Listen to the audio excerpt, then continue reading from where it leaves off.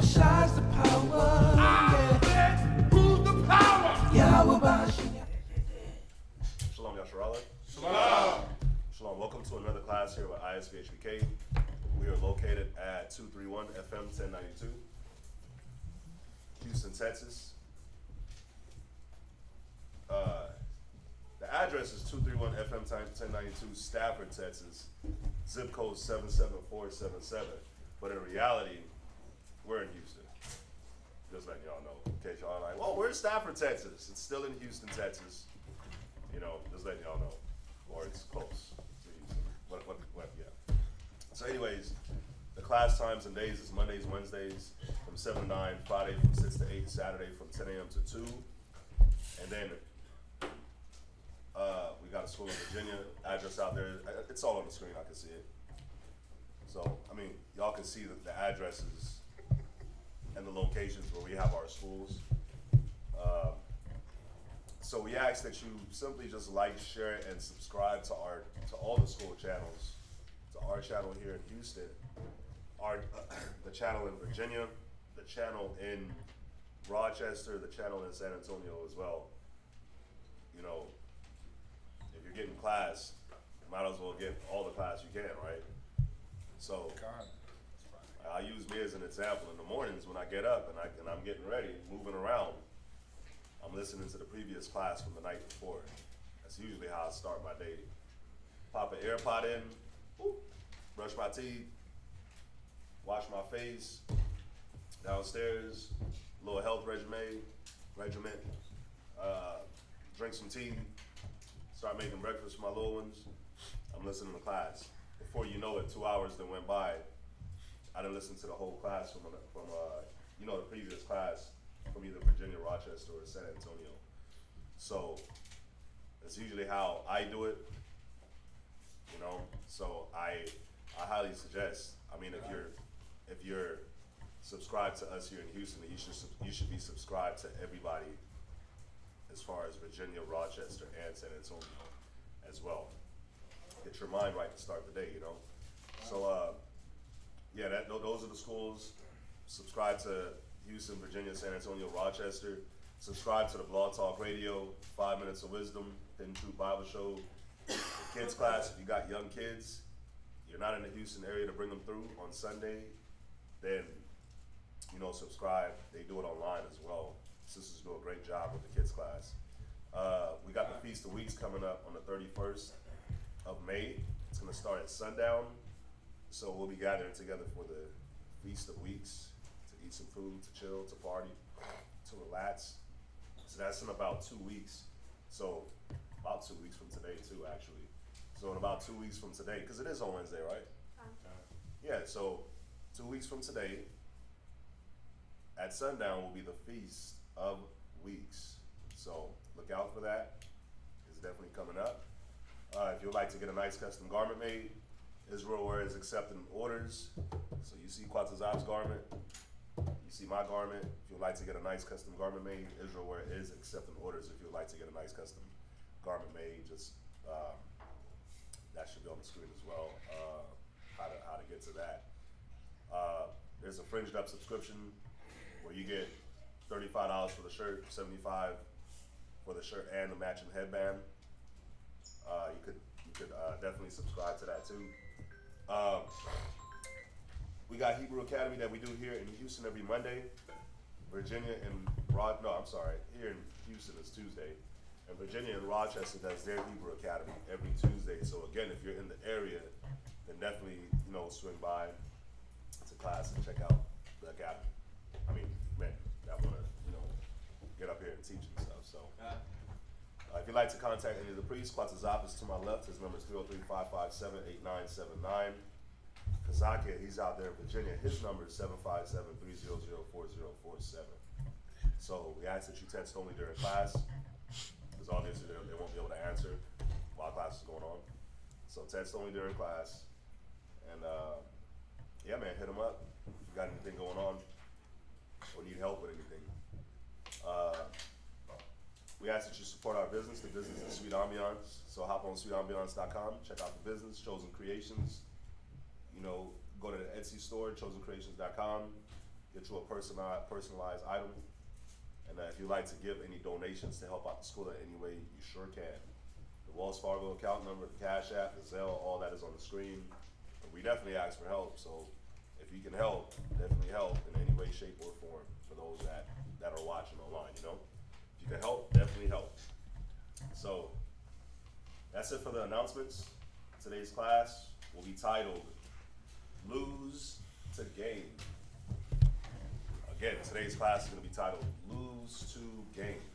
So, what we're going to be going over is, you know how like a lot of brothers and sisters, like they come to the truth and they're fresh, they're young, they're new.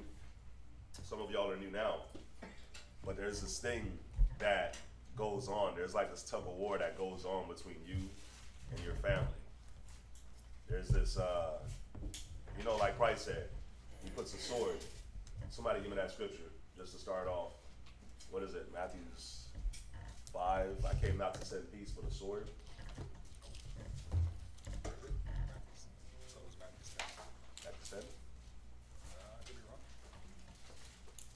I came not to send peace with a sword. Just real quick, Salaki, I didn't have this in there, but it came to my mind, so why not? So think not, it's, yeah, I'm thinking of its word the same way in verse 17. Think not that I am come to send peace, but a sword. 5 and 17. Oh. Right. Matthew chapter 10, verse 34. 5, yeah, 10 and 34. Yeah. Right. 5 and 6, it's worded the same. It's kind of worded the same in the beginning. Yeah. Yeah, go ahead. Think not that I am come to send peace on earth. So just because you learned the truth, for everybody that just learned that they're an Israelite or still going through it, year 3, year 4, year 5, just because you learned the truth of the Bible, don't think that your family is going to be at peace with you or your friends or anybody from the former life. They're not going to be at peace with you. They're not supposed to. Because you're supposed to be transitioning from them, the way they think, the way they move, into how the Most High wants you to think and how the Most High wants you to move. So there's not going to be peace there. So, go ahead. I came not to send peace, Uh-huh. but a sword. Yeah, in these churches, we're definitely taught that Christ came to send peace. Christ came to bring a sword. Christ came for war. Christ came for division. That's the complete opposite of what the world teaches. And this is Christ speaking too. If you got a red letter Bible, you'll see it plainly. Plain as day. We'll read verse 35. Verse 35. Uh-huh. For I am come to set a man at variance against his father. You see that? Christ didn't come to make you all good with your father. He came to set you at variance with your father. Go ahead. And the daughter against her mother. You see that? And the daughter against her who? Her mother. Variance means a difference, discrepancy, disagreement, misunderstanding. You see that? That's what Christ came to bring. Why? Because Christ came to separate you from the world. He came to separate you from them. So don't think it's strange or don't think it's weird when your dad ain't messing with you no more, or your husband ain't messing with you no more, or your mother ain't messing with you no more. He came to bring a division. Go ahead. And the daughter-in-law against her mother-in-law. See that? Go ahead. And a man's foes shall be they of his own household. You see that? Your foes is going to be they of your own household. Your foes is going to be them. Not just your household, but your friends. They won't turn their back on you. You won't see that, maybe we weren't as cool as we thought we was. Maybe you didn't love me as much as I thought you did. I thought we had an understanding, but I guess not. That's something that we all had to deal with when we came into the truth. That's something I dealt with. I remember like moments where friends showed me where they stood. So now, if I'm being honest, I don't have no friends.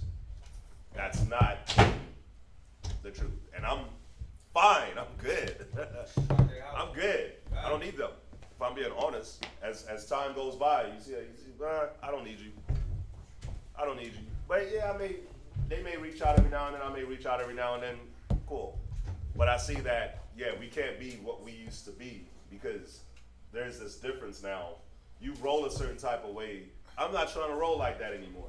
You think a certain type of way. I'm not trying to think like that no more. You talk a certain type of way. I'm not trying to talk like that no more. You see what I'm saying? I'm trying to change. And you're able to look at them and see the issues and the problems that they deal with in their life. And you're like, man, I got the answer, but you don't care for the answer. So how can I help you? Y'all see that? What Christ said, verse 36, one more time. And a man's foes shall be they of his own household. They of your own household. They're the ones that's going to bring you the most pain, the most drama, the most stress, but only if you allow them to. Only if you give them that space in your mind, that space in your spirit to allow them to do that. Then, yeah, if you do, then yeah, they will. They sure will. Especially if you came from a tight-knit family. I came from a tight-knit family. But they will. And this is the thing. If you bow to them, then they'll never respect what it is that you're doing. They'll never respect your change. Y'all see what I'm saying? Very important. So let's go to Ecclesiasticus chapter 33, verse 10. Ecclesiasticus chapter 33, verse 10. Yeah, if you bow to them, then they're not going to respect what it is that you're doing. So what does that mean? The Bible says don't do Christmas. So guess what? When they hit you up about Christmas, and you're like, I don't know, I want to go, but I don't know if I should. What should I do? Well, you're starting to bow to them. What does the Most High say? What does the Scripture say? Y'all see what I'm saying? What the Most High says is law. That's book. So then there's no going against it. But once you show them that you'll go against it, then they'll keep expecting you to go against it. But once you put your foot down, then they'll respect that you put your foot down. And they'll respect what it is that you're doing. Eventually they won't infringe on what it is that you're trying to do. And then they're more likely to come and ask you, okay, teach me. What's up? What does it mean to bow to them? How do you bow to them? You submit yourself. Like when you bow down, you submit. So if you bow, you submit to what it is that they want. So let's read Ecclesiasticus 33, verse 10. So this first point is going to be separation. So in order to lose to gain. So the topic of this class is going to be like, okay, you got to be willing to lose. You got to be willing to lose to gain, man. So the family that you love so much when you first come to the truth, bro, you got to be ready to lose in order to gain them in the future.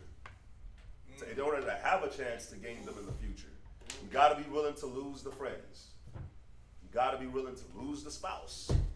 You got to be willing to lose the kids, whatever it is. You got to be willing to lose in order to be able to gain them in the future. Y'all see what I'm saying? Because if you do submit to what they want or their ways, then more than likely you're gonna lose them. You're gonna lose somebody. And who really has that power over you? The first commandment. What's the first commandment? Thou shalt have no other powers before me. Thou shalt have no other powers before you.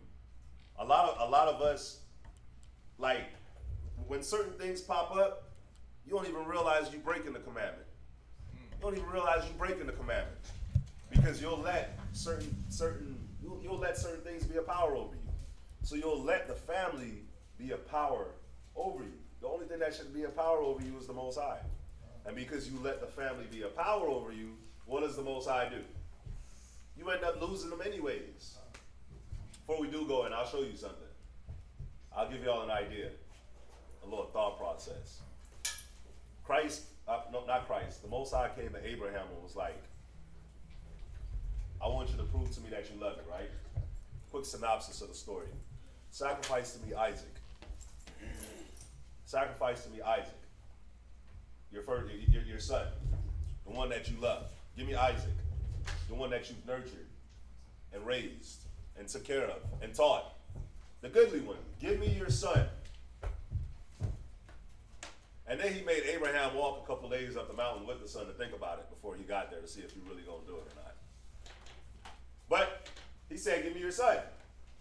What happens? Where are you at? I'm going to show y'all. There wasn't a choice. There really wasn't a choice. For Abraham, the Most High is like, give me your son. Give me Isaac. There's two choices. Either you willingly do it, or I'm gonna take him. It's just that simple. But you gotta have in your mind that you're ready to lose. So for Abraham, it was like, okay, yeah, I'll lose him for your sake. He's not a power over you, Most High. But let's just say that it was an issue for Abraham to give up Isaac. You know what that would have did? Most High would have looked like, okay, so you love Isaac more than me. You love him more than me. Now, we don't got to go there. I'm just quick synopsis. You love him more than me. So guess what? You're going to lose him. Either I'm going to take his life, or he won't be the goodly child that you thought he would, that he was going to be. Everything that you built up in him, I'll take all that away. Or I can take his life. But either way, I see that he's an issue. So because he's an issue for you, I'll take him. One way or another, I'm going to take him. So one way or another, you're going to lose him. So once he came to you with that, then there's some losing that was going to happen. And y'all got to see that. Y'all are kind of in that same predicament where some losing is going to happen. You got to be willing to lose in order to gain. Abraham was willing to lose. And because he was willing to lose, what he gained was ridiculous. He ended up having a son. And then the covenant and everything went through Isaac and then through Jacob. As much as as wicked as Esau is, Esau's still here. As wicked as he is, he's still here. You see what I'm saying? So, gotta be willing to lose to gain. So let's go to Ecclesiasticus 33:10. First point is separation. The book of Ecclesiasticus, chapter 33 and verse 10. First thing we gotta understand is when you come to serve the Lord, prepare your soul for temptation. And I'm gonna throw this in there. Prepare for separation. Ooh. Prepare for separation. If you're not ready to separate, then just don't even waste your time. The Most High requires separation. You want to be holy, right? You want to be sanctified, right? Right. What does sanctify means? Set apart. Wash, cleanse, and set apart. That means that it's separated from everything else. So if that's what you want, you come to serve the Lord, then understand that you are going to be separated from your family, from your friends, maybe from your wife, maybe from your husband, maybe from your children. It doesn't matter. Whoever doesn't want to bow down to the Most High and do what the Most High says and follow His word, Right. that's what it is. So Ecclesiasticus 33 and verse 10. Verse 10. Uh-huh. And all men are from the ground. Uh-huh. And Adam was created of earth. Uh-huh. In much knowledge, the Lord hath divided them. The Lord hath what? Divided them. So why do we push so hard to be joined? Most High made every man, He made all of us. But He still made a division. Go ahead. And made their ways diverse. And everybody got diverse ways. So look at your family. Look at your friends that the Most High has separated you from. They all have different ways. Their ways is different. Their ways of doing things. Their ways of thinking. It's all different, right? Now think. You used to have those same ways. Those ways wasn't working for you. Those ways were destructive. Those ways caused a lot of hurt, harm, pain. They caused a lot of trauma, a lot of trouble that you're still living through today, correct? Most High is giving you a new way. Wait, I got a question though. Do y'all see that? Do y'all believe that?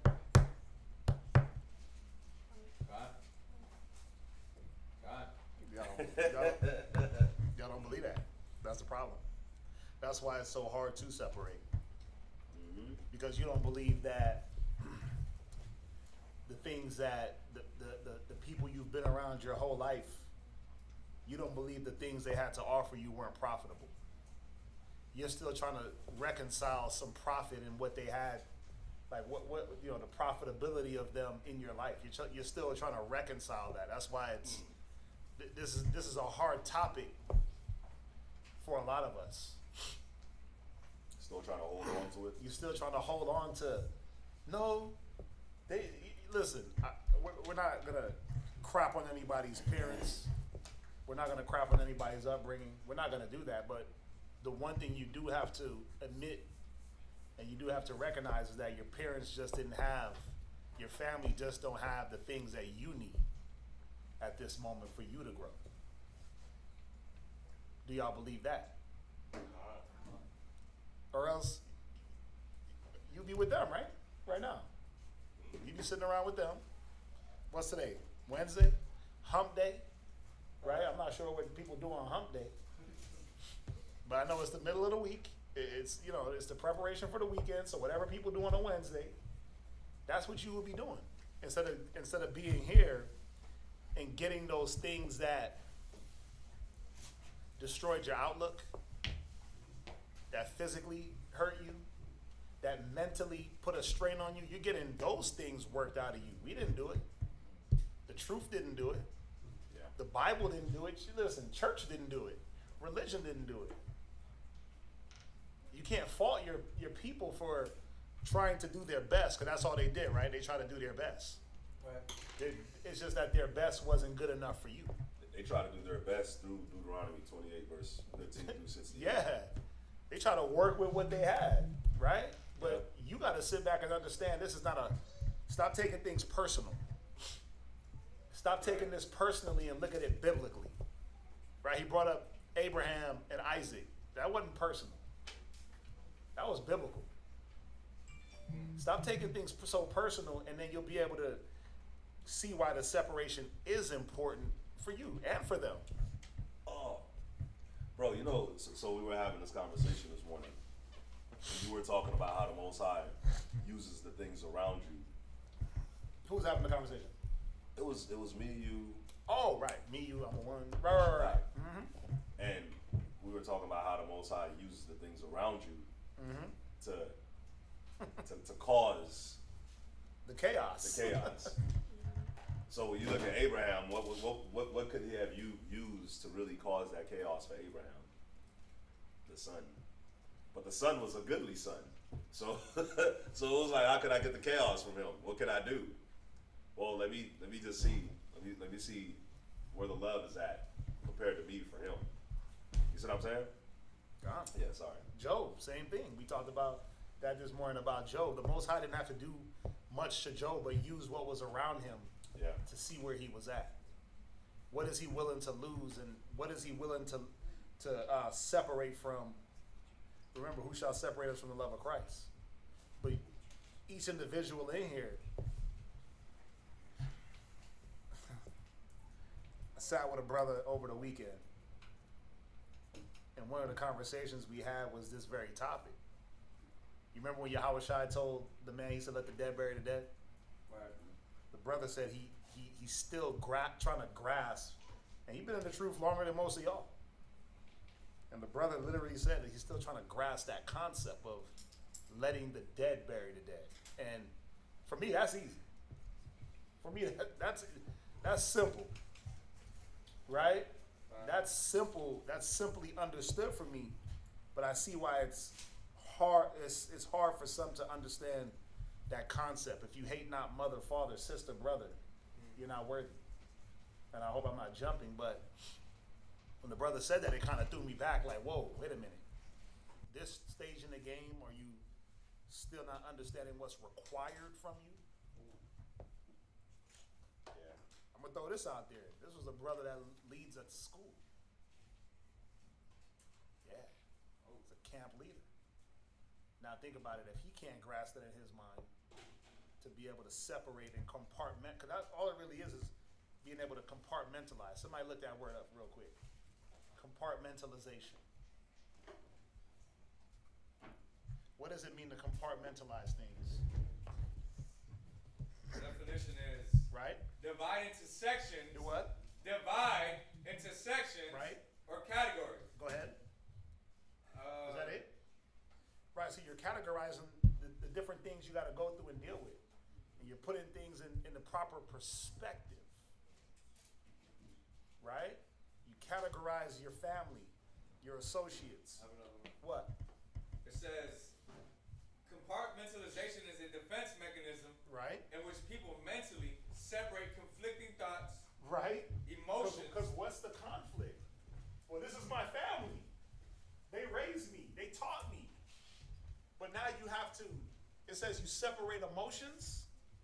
People mentally separate conflicting thoughts, Right? emotions. Right, the conflicting thoughts is what? Well, the scriptures say one thing, but my family did one thing. Another.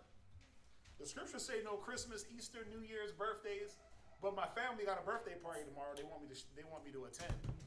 I gotta compartmentalize them. Go ahead. Or experiences Right? to avoid the discomfort To avoid the what? of contradiction. See, ooh. Why are y'all uncomfortable right now? Because you haven't learned to compartmentalize truth from falsehoods, fact from fiction, Bible, biblical from your emotion, taking things personally and seeing what the Most High want, the will of the Most High, my personal agenda and the will of the Most High. That's why this is always a hard topic. It's always a hard topic to go over because I know it tears certain things in brothers and sisters because you hold family and friends so dear. Some of us hold our own lives so dear to us. You don't know how to compartmentalize. So I'm going to ask the question again. I need y'all to think. Do you really feel the need to separate? Do you really see the importance? Do you really think that it's important? I'm going to let y'all deal with that one. Every man got his own, let every man work out his own soul salvation. But that's what's on the line, believe it or not. Right? Yeah. Go ahead. Let's go to, what's up? On the point about bringing up, and for somebody that's new, right? Right? One thing that I experienced fresh, new, was because I was trying to save everybody. I was bringing everybody, Yeah. all brothers, all sisters, random people, right? And I was looking for the fruit in them. I was investing in them, air quotations, investing in them, my time, Yeah. my spirit, my energy. Mm-hmm. And I was like, man, they're gonna bless. They're gonna come with something. There's a return on investment. I'm waiting for it, but it never did. Okay. It never. Nothing ever came out of it, and I couldn't grasp that. I was like, man, why aren't you getting it? Or is it just me? That's perfect. The next verse is perfect for that. Read verse 12. Verse 12. Uh-huh. Some of them hath he blessed Uh-huh. and exalted, Uh-huh. and some of them hath he sanctified and set near himself. You see that? So everybody came from Adam. Most High divided everybody though. And some in this division, some was blessed and exalted, and some was washed, cleansed, and set apart, sanctified, right? Read on. But Uh-huh. some of them hath he cursed and brought low, Uh-huh. and turned out of their You places. see that? But some of them was cursed and turned out low. Not everybody's gonna get it. So, because that is I experienced that too. First learned the truth, brought it to everybody, thinking that, oh man, they gonna grasp it and love it the same way I grasped it and loved it, and that ended up not being the case. Like you would show it to them, like you swear they would see it and care the way that you saw it and that you cared, and then you dropped it. You like, look, it's right here. Look. Like you doing that to them though. Like you like putting the Bible in their face, right? And they're not seeing or hearing. But this is the thing. They weren't meant to see or hear. They weren't meant to see or hear. The reason why I say that is because they chose not to really see or hear. You see what I'm saying? So how do you get them to see or hear? Because that's kind of like the point of the class, right? Lose the game. Right. When they don't see or hear off the bat, then they're going to have to see that change in you. They're going to have to see the way that you move and the way that you deal. They're going to have to see that you're sanctified and highly favored. They're going to have to see that you're washed, cleansed, and set apart. They're going to have to see that the way that you have now chose is a better way than they have chosen. Ooh. Damn. That's how you can get them to see and understand, because they don't see and understand what it is that you're doing. They've lived their life a certain way, so they don't get it. Now, for what he was saying, I gotta ask y'all a question. This is an important question. Can who here ate oysters before they learned about the truth? Raise your hand if you ate oysters. Gross. It's too many of y'all that ate oysters. Okay, so for the ones that didn't eat oysters, raise your hand. Did you not like it? You didn't like it, or you never tried it? It looked gross. All right. Let's not use oysters. Let's use octopus. 'Cause you can find octopus. Yeah, that's a little better. You can find an octopus in the store, right?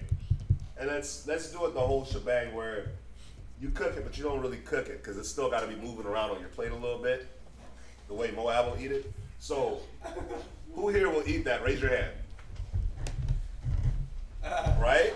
Can you be tempted to eat that? Can I bring that and put it in front of you? Let's just say I brought you a plate of octopus, but right here was a nice plate of a cheesecake. Right here. Which one are you gonna choose? The octopus? Or are you gonna choose the cheesecake or the oxtails or I don't know, the rice and peas, whatever? Which one are you gonna choose? The octopus or the food? Or the good food? What you gonna choose? Good food. The good food, right? You can't even be tempted with this one. This one ain't even a thought, right? So, you gotta understand, when you come into the truth, who here loved their mom? Raise your hand. Yeah, everybody. Who here loved their dad? Still loves their dad and mom?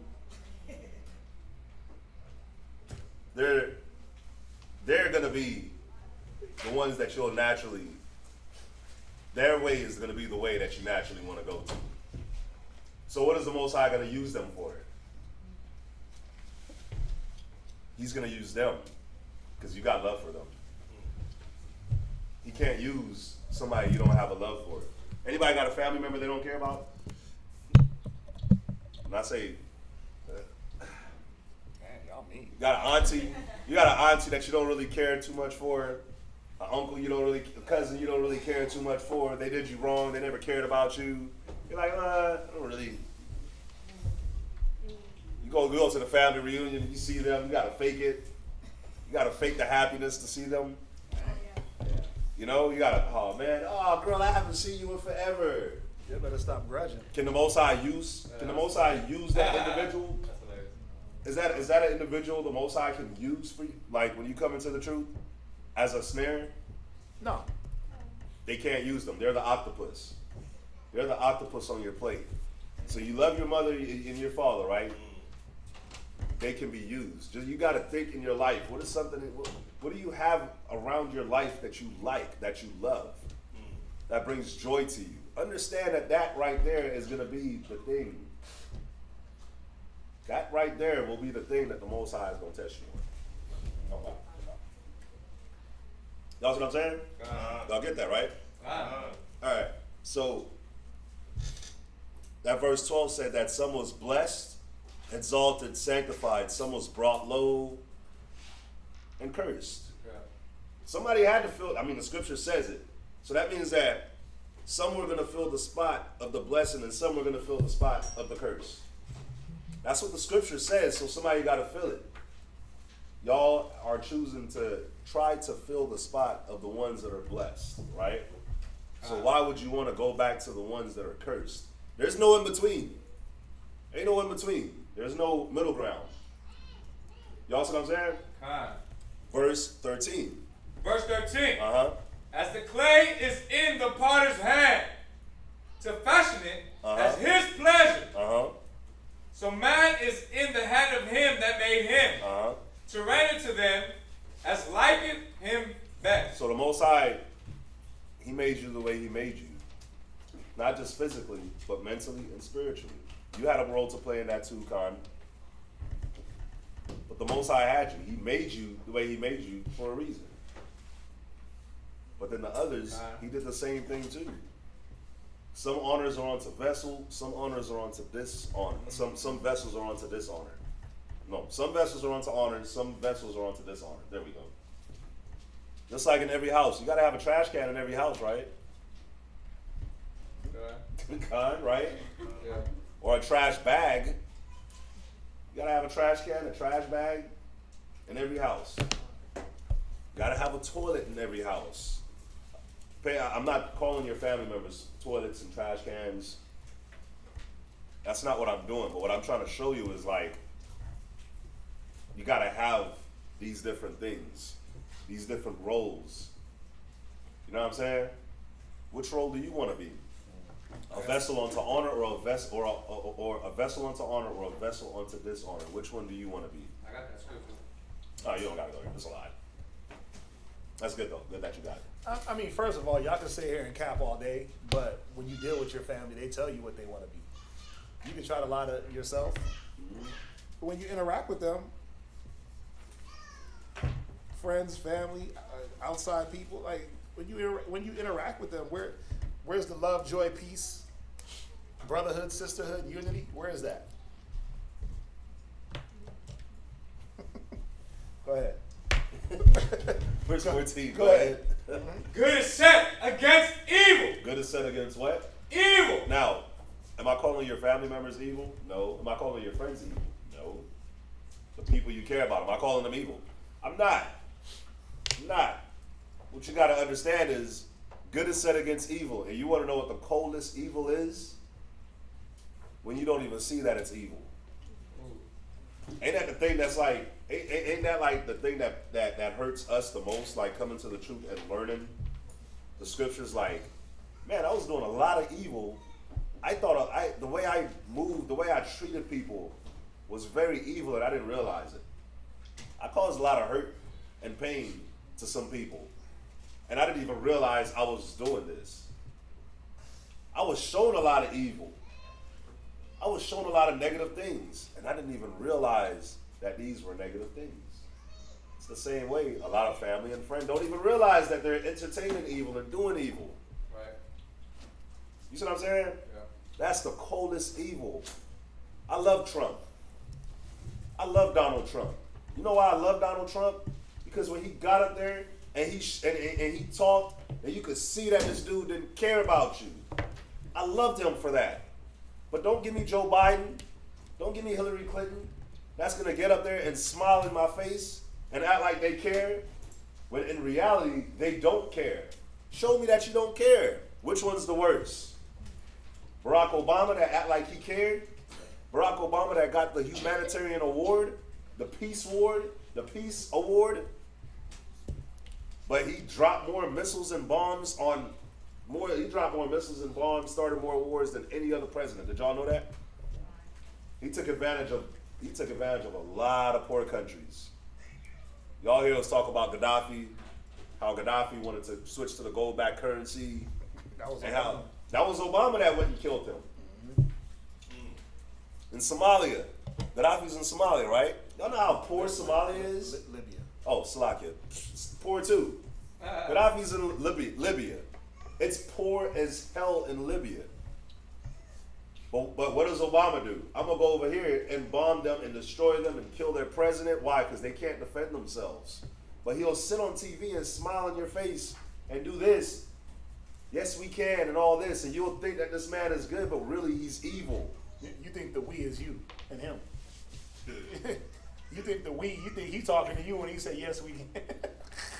Oh, Like, wow. oh, You I'm making sorry. whole songs with my president is black and yes I we believe can. it. And the whole time it ain't about you. He already excluded you out the whole conversation. Kind. But you didn't even know. Y'all didn't even know until later on. Like if you do the research, you'll kind of figure it out. But y'all got to see, that's the same thing with us. A lot of evil was done to us. A lot of evil was shown to us, and we did not even realize it from a child coming up. And now you're an adult, or you're gonna be an adult, and you were taught a lot of bad attributes. You followed a lot of wrong, and you made a lot of wrong decisions simply because of the same family and the same friends and the same crowd that you was with that the Most High is trying to separate you from. Can I just throw this in here real quick? Yeah? Romans 6:20. Just on the point that he's making. Just on the point that he's making, real quick. Go ahead. Romans chapter 6, verse 20. Go ahead. For when ye were the servants of sin. Because let's be honest with ourselves. Your family didn't teach you how to be righteous in the Most High's eyes righteous. They taught you to be a good person, maybe. They taught you to follow the street laws, right? Stop at the stop sign, right? Walk old ladies across the street, help people with their bags, hold the door for women. They taught you how to be chivalrous if you were a man, right? And things like that. But they didn't teach you the righteousness of the Most High. Right. Go ahead. You were free from righteousness. Read on. What fruit had ye then in those things? Right. Whereof ye are now ashamed. See, think about it. A lot of us are ashamed of the way we carried ourselves a year ago, 2 years ago, 6 months ago, 2 weeks ago. You looking back and like, man, I don't believe I did that. But where was your family when you was going through that? Where were the friends? Where were the girl? You know you my ace. You know you my day one. Where were they at? Did they teach you those things? Where were they to tell you, hey, don't do that? You know, you shouldn't as a man move like that. As a female, as a woman, you shouldn't carry yourself this way. You shouldn't present yourself this way. Where were they at? But now you got to sit here shameful, right? As the word of the Most High uproots and digs into your psyche. And you don't got to be ashamed, because remember, Yahawashi didn't come to condemn. He didn't come to make you feel ashamed, but feel ashamed in the way of godly sorrow. Yeah. Right? Go ahead. For the end of those things Uh-huh. is death. Yeah, he said, what fruit? Like, somebody show me. Show me the fruit. Show me something tangible that you got, that you can use, that the world done taught you. Something that when Yahawashi comes, he could say, you know what? I'm well pleased in that. You get to walk into the kingdom. Show me. Just like me. Yeah, show me something that the world taught us. All of us. I'm not taking myself out. I'm just as guilty in that way. Where the world, your parents, somebody sat you down and taught you something. Some attributes. Godly attributes that when Yahawashi judges you, he's going to be, oh, well pleased my servant. Or are you still scared of the flee from me, I never knew you, you wicked and slothful servant? Ooh. You bet. We all should be sitting back like, ooh, wait a minute. Hold up. That could still be a thing. Based off of the old ways, based off of the things that we're ashamed of. So we don't overthink it, and don't trick yourself into thinking, well, yes, again, your family, they were good people. Your mom, your dad, your uncles, your aunties, whoever raised you, they were good people. They tried their best with what they had. A lot of them didn't know what the hell they were doing. A lot of them were just moving with circumstance. Young parents, young grandparents didn't have a leg to barely stand on, trying to make the best in what they had, right? Yep. I mean, we're all a product of that. But again, why is it now that we have to get all those things ripped out of us and get a new foundation? That foundation they laid is being uprooted. And another foundation is being laid, the foundation of Christ. That's the point, yeah. That's the point. That the foundation that been laid in you for 30 plus years or however long, 18 years, 20 years, it wasn't the foundation. You can't stand on that. You can't stand on that because when you think back on the past, you're like, woulda, coulda, shoulda, wish I knew what I knew then, wish I know now what I knew then. 2020 is hindsight. Wish I knew then what I know now. Yeah. You know, Right. okay, I'm gonna ask y'all a question. Can y'all look? I want y'all to just go back into y'all gonna do some thinking, some remembrance, right?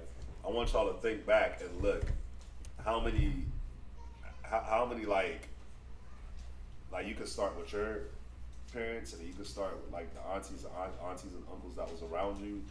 You could start with friends, your associates, like the people that were around you. I want y'all to think, how many of them had successful households? Like how many of them, their relationships was good? Like you read about Abraham and Sarah like arguing in the scriptures or fighting. Did you come up like seeing your parents argue and fight? Did you come up and seeing your parents be dysfunctional? The mom and the dad going against each other. Did you come up seeing that? Or did you come up with just one parent? Did you come up seeing uncles and aunties like that? You see what I'm saying? What did you come up seeing? Because all those things that you came up seeing as a child, that's what instilled into you what you are. And a lot of the times, the cold part is, we hate a lot of those things, but we still end up becoming like it in some way, shape, or form. We still become it. We hate, man. We hate that our parents were dysfunctional. We hated seeing it. We hated seeing that maybe our parents weren't good parents. The mom wasn't a good mom. The father wasn't a good mom. I mean, the father wasn't a good father. You know, what a good mom. But that was around us. That's what, like, you got to think about it. Like, you're a little plant coming up, and that's what's. It's like the aloe vera plant that you gave me, right? The aloe vera plant that he gave me is now like this big, and there's like, but that aloe vera plant came from his aloe vera plant, right? But I got the aloe vera plant, and I'm looking at the aloe vera plant, and it's like it got like 8 baby aloe vera plants around it, and it's like, oh man, no, right? Awesome, but It's a plant dad. But the cold part is this: those baby aloe vera plants that's coming up. So there was the first time I had a baby, I was happy. So I like took it out. He was like, "Don't take it out." Didn't follow counsel, and I ended up taking it out, putting him in his own pot. He's struggling to make it. He's by the front door. He ain't prospering at all. He's just struggling. Took him away from mama too early. Took him away from mom too early, right? But the other ones, I learned my lesson. They staying with mom. They growing big, but guess what? They're connected to the big aloe vera plant. So as they're growing, they're getting a lot of their nutrients from the big aloe vera plant. They're growing stronger than the other one that's separated, but all that nutrients is coming from them. We're like that aloe vera. We're like the baby aloe vera plants that was around, that was getting nutrients from the big one, from mom, from dad, from uncle, from auntie, from friends, whoever it was that you followed. They had that influence around you, and you were influenced through talking with them, through hanging with them, through just moving and grooving. But the biggest way we were influenced was by what we saw, what we heard. So guess what? That tone that you may talk to your husband in, where'd you get that from? Where'd you get that tone from? The lack of respect that you may talk to the husband with, where'd you get that from? The husband, the way that you deal with the wife, like real brutish, real beastly. Where'd you get that from? Where'd you see that from? You probably didn't even know you were doing like that. You probably didn't even know you were moving like that, but where did it come from?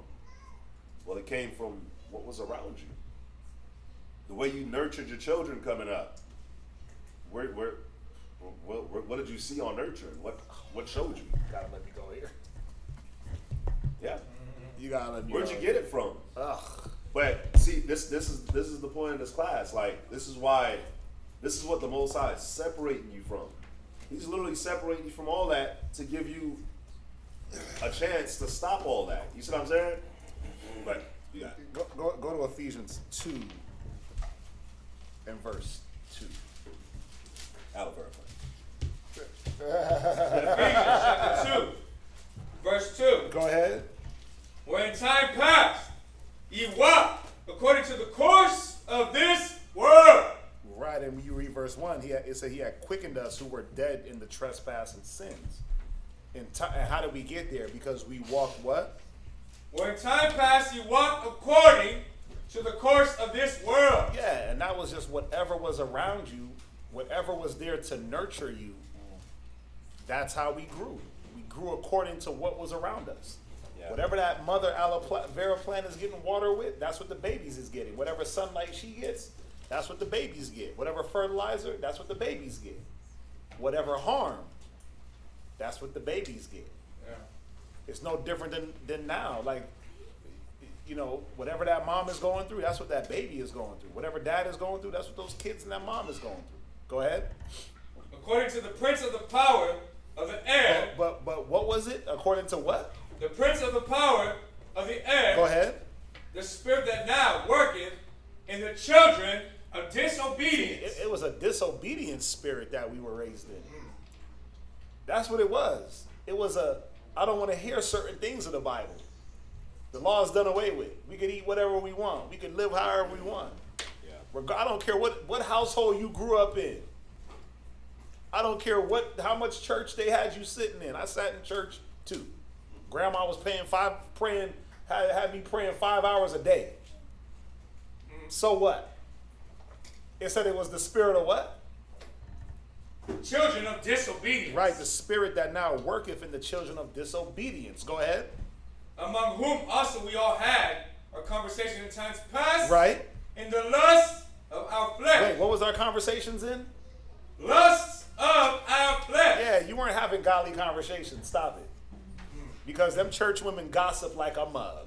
Yeah, they When do. I was in the church, listen, they gossip and they curse and they backbite and they murmur like a mug.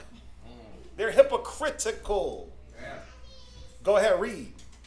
Fulfilling the desires of the flesh and of the mind. I mean, come on now. It doesn't matter what religious institution you belong to. It doesn't matter how wholesome and how loving. It was still all about fulfilling what I need. That's why relationships didn't last, because it was about one need over the other.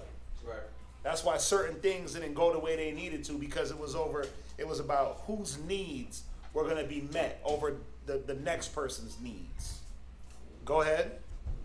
And we're by nature. By what? Nature. By what? Nature. See, by nature. Go ahead. The children of wrath. Well, how do you become a child of wrath? Well, because you got parents and guidance and nurture that was wrathful. Go ahead. Even as others. Go ahead. But the Most High, Read. who is rich See, in mercy. but, see, there's a but. Like, but look, we know we did that, but that ain't it. It ain't over. Right? That ain't it, baby. It ain't over for the beautiful thing. It ain't over for us. Right? There's a putting off the old man, putting on the new man. But go ahead. But the Most High, who is rich in mercy, Go ahead. for his great love, wherewith he loved us. Verse 5. Even when we were dead in sin. Wait, we were what? Dead in sin. Nah, we was living that life. We was living la vida loca. Dead in sin. Nah, we was living it up. Dead in sin. Go ahead. Hath quickened us together. We're not waiting. So, but quicken who together? That's the question. See, when you look at, you know what's funny about every school? It's not a coincidence that in every single school, when you point out the brothers, you be like, man, where you from? Oh, I'm from this place. I'm from that place. I'm from this place. I'm from that country. And then you're like, you could tell. And you're like, oh yeah, you like when I went to Florida and all them brothers, you know how many Levites and Benjamites they got in that? I'm talking about like born in Haiti, born in Jamaica, right? But then they have brothers from from over here, brothers from over here. Nobody was really from Florida like that. Here, same thing here, right? You got a few brothers from Texas, but we from different places. Because he's bringing us together and galvanizing us, not under blood. Not under, oh, that's my blood relative. He's doing it under what? And for what? Well, for grace, for mercy. Right? Yes, sir. He's doing it under his covenant, under the word. Go ahead. Hath quickened us together with Yahawashi. Go ahead. By grace, ye are saved. Right. You see that? So we got to remember that, man. Just again, look at your former life. Just look at the former life that you were living. Yep. It should be the polar opposite. It should be, or you should. What does it mean to repent? It means to go back. It should be the polar opposite. It should be the 180 of your past life. If not, then you gotta sit back and really say, okay, well, what am I doing now? It ain't what I was doing back then. It's what am I doing now? Go ahead. All right. Ecclesiasticus 33:14. Verse 14. Go ahead. Good is set against evil. So just on that, good is set against evil, right? So you look at that Ephesians. You got death and you got life. Yep. We live the life of death. The Most High is trying to bring you into a life of life, and not a life of death. But so you know how I was saying, I'm not trying to call your family wicked and evil. I am. That's why I use the Trump and the Obama comparison. See, we're used to evil just being like Trump, where he'll come out and just show you who he is. But Obama, you look at him, he's shooting jumpers. Got Michelle or Michael, maybe Michael. Sorry, that's another thing. But I'm just playing. But no, but you look and you're like, oh, that may not be evil, right? But this is the thing, for the Most High, it's very simple. You're either on the right side or the left. You're on the right or the left.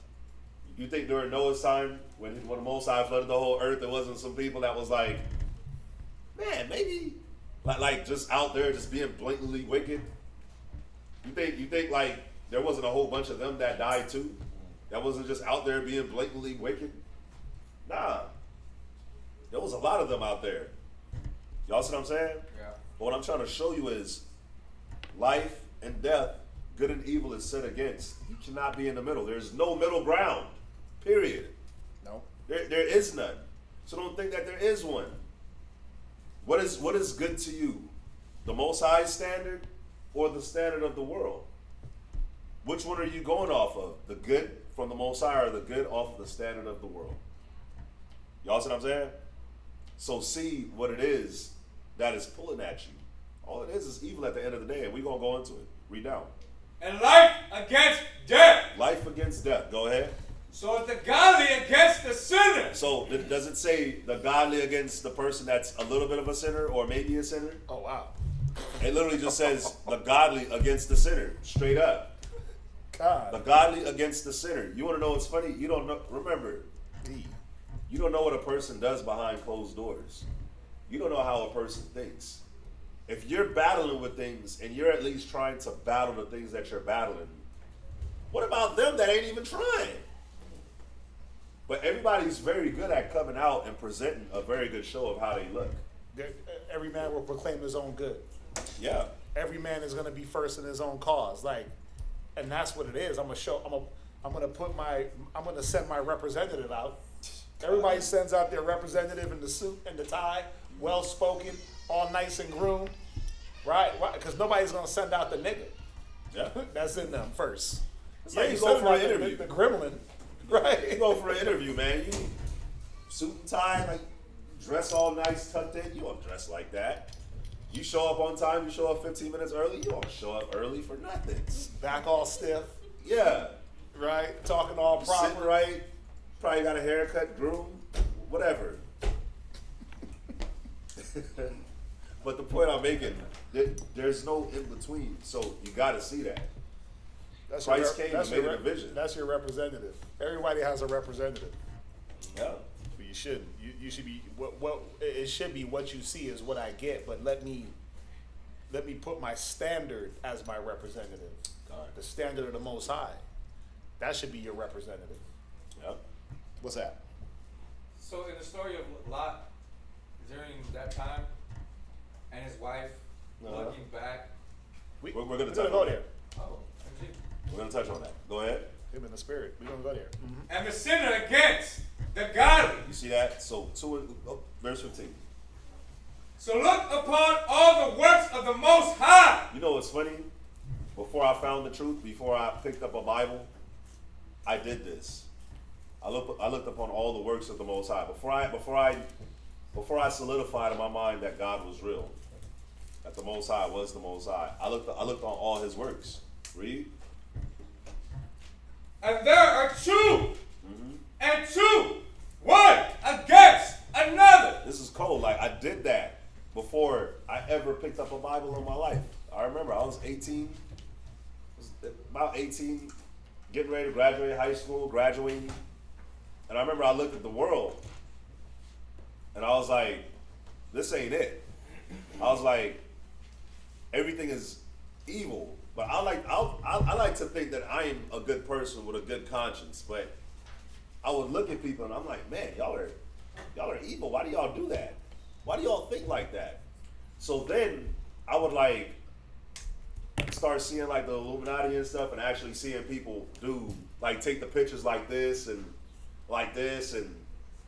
being careful showing them hand signs and stuff. But you know, doing the devil horns and stuff, and I'm like, regular people don't take pictures like that.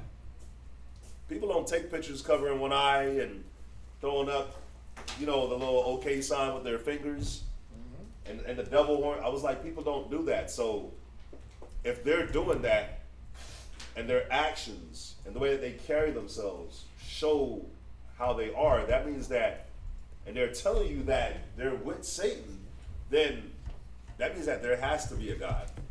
Because I like to think that I'm righteous, and if they're telling you that they're wicked and they're with Satan, that means that there has to be a God. And I look, there's a big, there's a small, there's a tall, there's a short, there's a slow, there's a fast, there's a dark, there's a light, there's all these different things. So I was like, there's obviously a good and a bad, a wicked and a righteous. So the Most High gotta be real, right? So think about it. 2 and 2 is set. Which side do you want to be on? So if the Most High chose you to be on a side, why are you choosing? Or why does the other side have so much of a pull on you? You see what I'm saying? Especially when they're not choosing the side that you're choosing. Ecclesiasticus 42 and 24. Ecclesiasticus 42 and 24. Ecclesiasticus chapter 42, verse 24. Go ahead. All things are double one against another. See that? All things are doubled against. Not with or for, but against each other. Go ahead. And he hath made nothing imperfect. Now verse 25. One thing establisheth the good of another. Read that again. One thing establisheth the good of another. And this is what this class is about. One thing establishes the good of another, right? So you got to be willing to lose the bad to make yourself good so that they can see that, oh, you're good. I'm bad. You got to establish yourself as being good. You see what I'm saying? Evilness, wickedness is what shows you, oh, when you see good, you're like, oh man, I'm so used to evilness and wickedness that I'm not even used to good. How many women are like, man, I'm just not used to having like a good man around because all they've dealt with is trash. So like when they finally deal with a good man, they don't even know how to deal with a good man because they're so used to the trash that they've got. And some of them are able to adjust because they're able to see the good. You know what I'm saying? But the Most High made it like this because the good establishes the other. That's why there's a separation. The separation is done so that you can be good, so that there's a clear sign of being bad, of what bad looks like. But you have to be good. You see what I'm saying? The Most High separated the clean from the unclean. So if he separated the clean from the unclean, why would you want to be dirty? Who here likes being dirty? Who here likes not taking showers, likes wearing dirty clothes, not brushing their teeth? Nobody likes that. So why in the spirit do we want to be dirty? Y'all see what I'm saying? But one thing establishes the thing of the other. When it's raining, you appreciate the sun. When it's raining, you gotta walk outside and get your shoes wet, and you getting wet, and it's muddy, and all that. You just wash the car. That makes you appreciate the sun. But when it's about to get hot, like it's about to, because they talk about El Nino, it's gonna be bad this year. So when it's gonna be like 100 degrees outside, you're gonna be like, man, rain, rain, please rain. Cool it down. They're set against another for that purpose. Same thing with you. Now let's go here. Go to let's get into it. Let's go to Exodus chapter 32, verse 25. Check this out. Exodus chapter 32, verse 25. And this is still on the point of separation. This is still on the point of separation, right? From the fam. So remember the first scripture that we read earlier? Where it said that Christ brought a sword to separate you from the mother, father, and the man's foes is going to be there of their own household. This is why. This right here is a perfect example right. Exodus 32 and verse 25. Verse 25. And when Moses saw that the people were naked. So, real quick. So what happened was Moses went up to the mountains 40 days, 40 nights to get the 10 commandments and every other thing that the Most High wanted to give him. He was up there for 40 days and 40 nights, right? So while he's up there, the Most High is like, the people are being rebellious. They made them a calf. They've gone after it. Go down there, go see what's up. Quick synopsis, right? So when Moses came down, he saw that the people were naked, meaning they're ashamed. They got shamed. They're doing wicked works. It wasn't like they just stripped their clothes off. They got sin on them. Read on. We'll touch on that in the Genesis class soon. Go ahead. For Aaron had made them naked unto their shame. It wasn't like Aaron told them to get on dress. Aaron had them serving other gods. So it tells you what naked is. Naked unto their shame. Because think about it. If you were naked right now, you'll feel ashamed. You would want to cover up. You'll want to cover up so that you won't feel ashamed. But nobody would have to make you feel aware of that. You'd already know I'm ashamed. Exactly. You were naked. It was what they were doing. Go ahead. The shame among their enemy. Now think about this. Read verse 26 real quick. Then Moses stood in the gate of the camp and said. So you see how it said, made them shame among their enemies? Don't you see that that's literally been the life of an Israelite the whole time you've been in America? That you are naked before the Most High? And you are not only that, but you're like a shame among your enemies? You don't see that? I hope you see that. I hope you see what's going on. You're choosing to move from that. But they want to stay. You see what I'm saying? Yeah. Read verse 26. Who is on Yahweh's side? 26 from the top. Then Moses stood in the gate of the camp and said. Check this out. Read. Who is on Yahweh's side? Who is on the Lord's side? Moses said, who is on the Lord's side? Read. Let him come unto me. Man, you would think that everybody would come unto him. After everything that we've been through, you would think everybody would come. Read. And all the sons of Levi gathered themselves together unto him. So Levi joined themselves, right? So everybody, because it wasn't just Levites. All the sides, who was on Yahweh's side, come on to me. And he had all the Levites come to him, right? And this is what he told them. Read. And all the sons of Levi gathered themselves together unto him. And he said unto them, Thus saith the Lord God of Israel, Put every man his sword by his side, and go in and out from the gate to gate throughout the camp, and slay every man his brother. His who? His brother. Go ahead. And every man his companion. And every man his neighbor. You see that? He told them to go get a sword and go kill them. Why? Because they're not on the Most High side. So, you see how it says the Levites came? He called the Levites. If it was the Levites only that chose to be on the Most High side, then you wouldn't have the 12 tribes of Israel. You'll just have Levites. So he used the Levites to go and do it. He used the priests to go and do it. But you had men and women from the 12 tribes that was like, nah, I want to be on the Most High side. So they went over. That's why we still have the 12 tribes today, right? But the Levites were the ones that went and did the slaying. Why? Because everybody else didn't choose to be on the side of the Most High.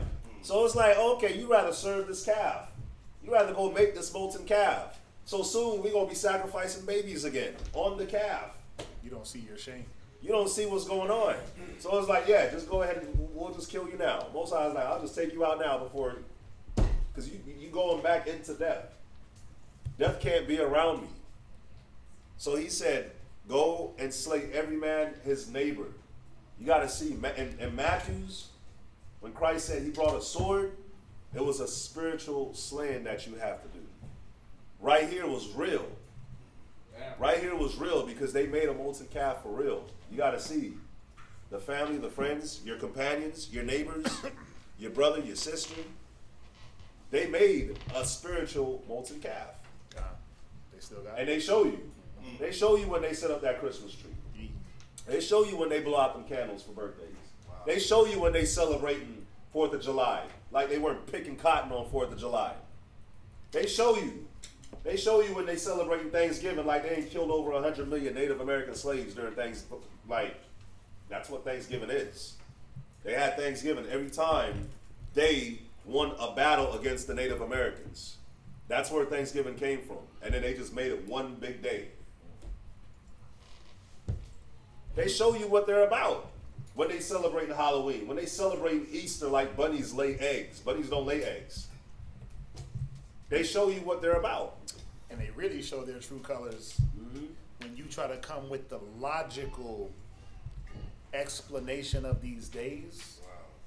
Bryce, stand up. Yep. When you come with these logical explanation of these days, and they disannul you and make you and tell you that you're in a cult, you're crazy, you're brainwashed, you don't know, that's not true. We only do it to get the family together. They come with some excuse to do what? To try to play with your emotions.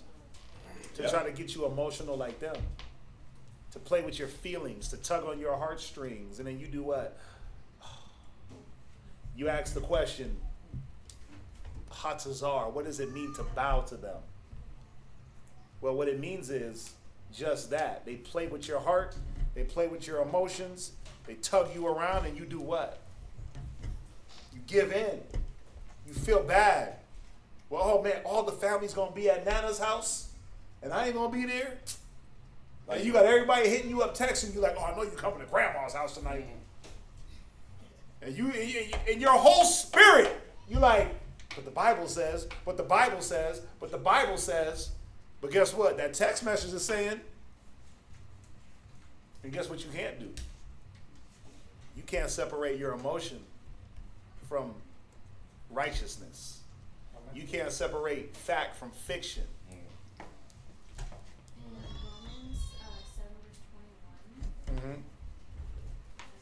Romans 7 and 21. Go there. Romans chapter 7, verse 21. Go ahead. I find then a law. Right. That when I would do good, Right. evil is present with me. Yeah. She said mic drop. Yeah.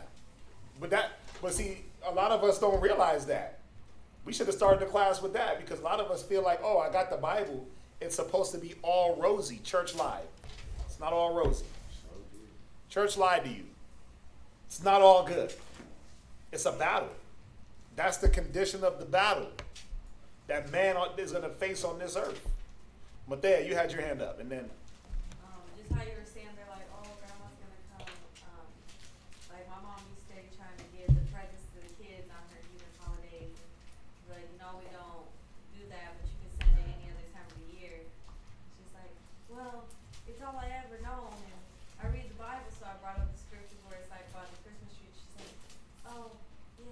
that was for that time. Yeah, I just do it because it's all I ever know. Yeah, that's all, that's how I was raised.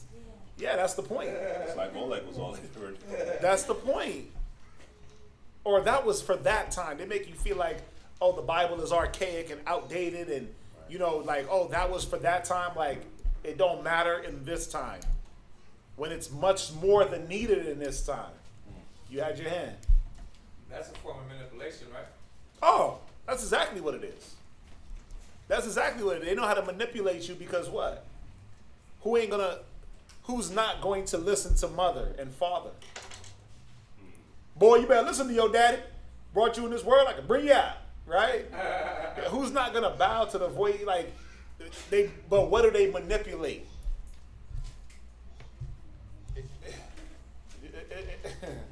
It's just like sisters. You manipulate the goodness in your husband. He's not gonna smack you down the steps when you talk crazy to him. He's not gonna backhand you and kick you in the mouth and do the old thing that he did, so you talk crazy. So you manipulate the good in him like your family manipulates the good in you, because they know that you're not going to go off the rails and lose your mind when they come to you with some craziness. What you going to do? You go to your husband, babe, and he's like, listen, stop dealing with him, cut him off. And you like, right? They manipulate. They try to manipulate the goodness in us. But who manipulated Christ? Who manipulated Moses? David? Solomon? Who manipulated the great man? No, they stood. Yeah. They stood up. Right? The scriptures say, who will stand up for me against the evildoers and the workers of iniquity? Right? We got to stand up and stop getting rolled over. Right? Go here real quick. Let me just add one. I got to add one. Go to Ecclesiasticus. Go to Ecclesiastes 20 and 22. Somebody look up the word bashful. Read, Lashabar. It's the book of Ecclesiasticus, chapter 20, verse 22. And give me the definition of bashful. Go ahead. There is that destroyer his own soul. Go ahead. Through bashfulness. Through what? Bashfulness. Right. Remember one of the dwarves? One of the Snow White and the Seven Dwarves? You had lazy, you had sleepy, you had bashful, right? What does it mean to be bashful? Probably having a downcast look. Okay. Hence very modest. Right. They take advantage of that modesty. Go ahead, what else? Sheepish. What? Sheepish. What's a sheep? Led. You're easily led. Go ahead. Exciting shame. Oh, go ahead. Another one says reluctant.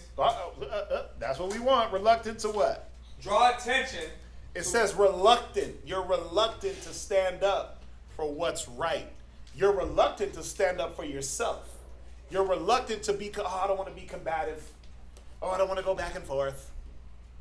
But if you don't go back and forth with your spirit, then what, like, somebody that's going to pull you along? Read it one more time, Lashabar.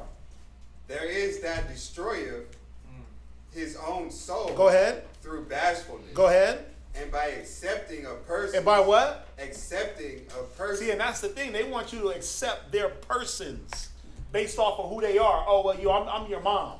I can tell you what to do. I'm your dad. I can tell you what to do. What happened when Yahawashi, when his parents rolled up on him and he was in the synagogue teaching? He basically said, man, you know what the hell I'm doing? Get up out of here. He basically said that. You know what I'm doing. Come on, son. Let's get up out the synagogue and let's go home. No. They went home on their own. They went home on their own. He couldn't be bashful in that situation. Yeah. Go ahead. Overthroweth himself. Yeah, accepting of person. So he asked a question earlier about what does it mean to bow down to them. Well, it's this right here. You being bashful in the spirit and being reluctant to stand up for what the word says, and then they get to drag you around like a sheep. And they make you bow to their idol, whatever they got constructed in their mind. But what are you looking at? What are our sights supposed to be set on? And that's the thing. If someone else can bring you into what they got their mind set on, That means that you ain't got nothing set, your eyes set up with no vision, the people perish. That means your eyes ain't set on the prize. Let no man take your crown, is what the scriptures say. You got people out here snatching crowns all day. That's their job. The wicked one come and snatch your crown, steal the seed that's implanted in your heart, your mind, because you failed to understand. You failed to understand their job. You failed to understand them. Right. Jump back. 2 Peter's 2 and 5.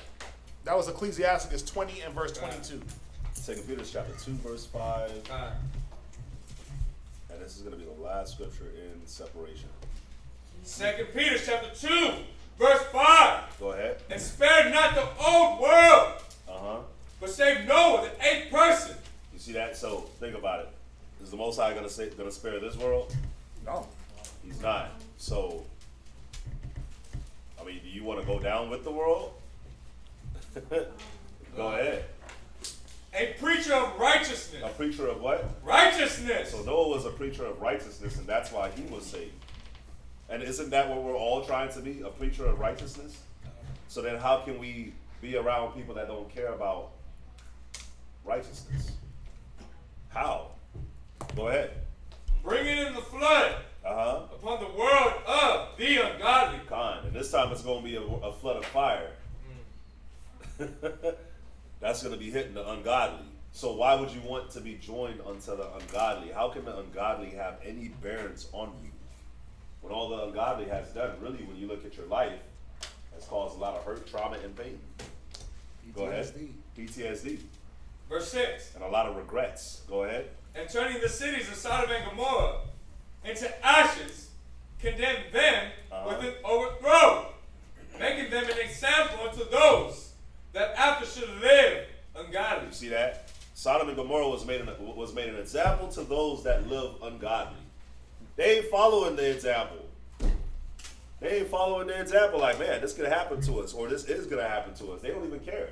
Because when you try to go and preach the righteousness of, hey, this is what can happen to you, they don't care. They're not interested. Read on. And deliver just Lot. So you see how it says deliver just Lot? Lot was delivered with his 2 daughters. They made it. The wife was supposed to make it. She kept looking back. We're going to touch on that. But it was just Lot and the 2 daughters. But when it says just, it's talking about Lot's righteousness. A just man falleth 7 times. Just is another word for righteousness. So Lot was delivered. Why? Because he was a righteous individual. Go ahead. Vexed. He was what? Vexed. He was what? Vexed. Aren't y'all vexed? Go ahead. With the filthy conversation of the wicked. That's what we talked about in Ephesians, about the lust, the conversation and the lust of their flesh. Why choose to be vexed? I hate being vexed. I hate being pissed. You sitting there and you're like, man, it's like, I remember when I was young and I used to like go around and then I would like hear what is being taught. Understand, when it's talking about conversation, it ain't just talking about like, how much LeBron scored. Yeah, like the talking. Like conversation, check this out. Conversation is you being acquainted. Let me look it up. I had looked it up the other day. You know how in 1 Peter 3 it says that the wives are. What about a conversation of wives? Yeah. Mm-hmm. So check this out. Conversation, keeping company, familiar intercourse, commerce, and social life. You see what I'm saying? So it's not just this, oh, we're sitting here talking to each other. It's all these different things that's going on. It's all these different things that's going on. You see what I'm saying?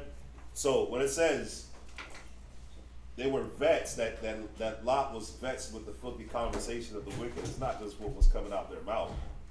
It was the way that they were moving, the way that they were dealing, the things that they were into and involved with. Go ahead. Vex his righteous soul. Verse 8. 2 and 8. For that righteous man dwelling among them, and seeing and hearing. You see that? Seeing and hearing. Go ahead. Vex his righteous soul from day to day Uh-huh. with their unlawful deeds. So why put yourself in that position? Why put yourself in that position when, I mean, I would hope that y'all are vets when y'all go around like, God, that's what we're talking about right now. Oh, y'all really gonna start talking about the Bible, huh? Aw, man. But when you start trying to talk, ain't nobody trying to hear. It becomes this thing. You could, I mean, I could go on, but I mean, y'all have experienced it. Y'all are Lot. But see, you could either be Lot or you could be his wife. You see what I'm saying? Go ahead. Verse 9. Uh-huh. The Lord knoweth how to deliver the godly out of temptations Uh-huh. and to reserve the unjust until the day of judgment to be punished. So the Most High, He's trying to deliver you. That's it. Go to Luke 14 and verse 25. So now, the second point is going to be family. I mean, we've been talking about family, but let's talk about family. The second point. Luke 14 and 25. Book of Luke, chapter 14 and verse 25. Because we've been talking about this, right? Go ahead. And there went great multitudes with him. Uh-huh. And he turned and said unto them, Please, brothers and sisters, y'all got to understand something. Go ahead. If any man come to me Uh-huh. and hate not his father Uh-huh. and mother Uh-huh. and wife Uh-huh. and children Uh-huh. and brethren, Who else? Hate's a strong word. Isn't it not? Ooh, he said hate. Ooh. Go ahead. and sisters, Uh-huh. yea, and his own life also, Go ahead. he cannot be my disciple. Just go ahead and scratch yourself out. Wow. What is the hate that it's talking about? Because obviously, like I asked y'all earlier, we all love the mom, love the dad, love the kids, love the brothers, love the sisters. So what's the hate that it's talking about? I got one. I'm not gonna say it, but I got one. No, you gotta say it. What's the hate? The hate is the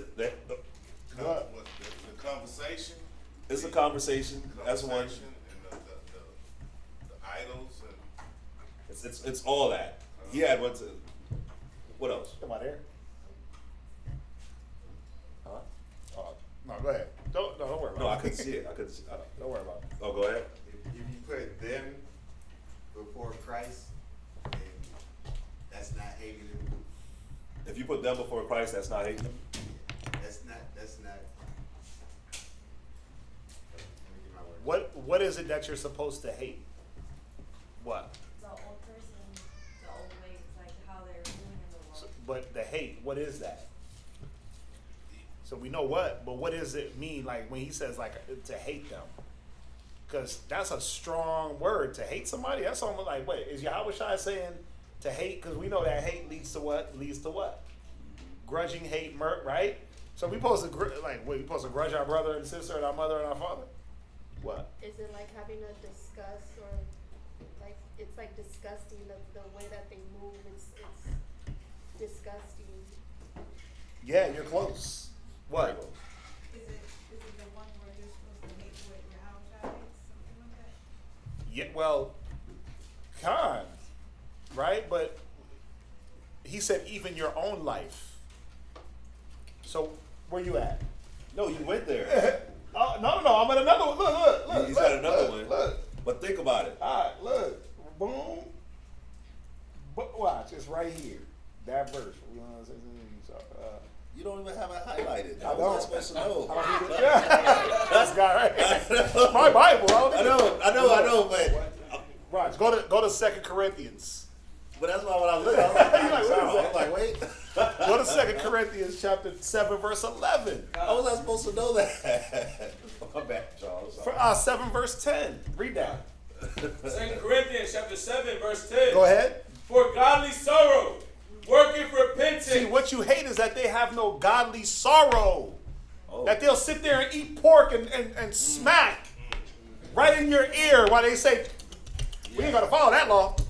So right. Right? They'll invite you over and you like, what the chitlins? Oh yeah, boy, sit down and get you some of this. And they'll try to smack some on your plate and you like, nah, I'm good. What are you, a Muslim? You like, what the, hold on. They'll bang on you, and you sitting here like, man, y'all just don't get it. When are you going to repent? So you're mad because they ain't got the godly sorrow. Go ahead. To salvation. And you're upset. The haters that you know they ain't going to get saved. We just read it in the previous scripture. He said he reserved them for the day of judgment. See, that's what we don't want to wrestle with. Is that a lot of our family is going to get judged.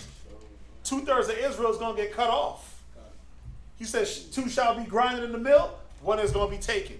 2 on the rooftop, 1's going to be taken. Right. Ain't no 3, 4, 5 of a family. Nope. Nope.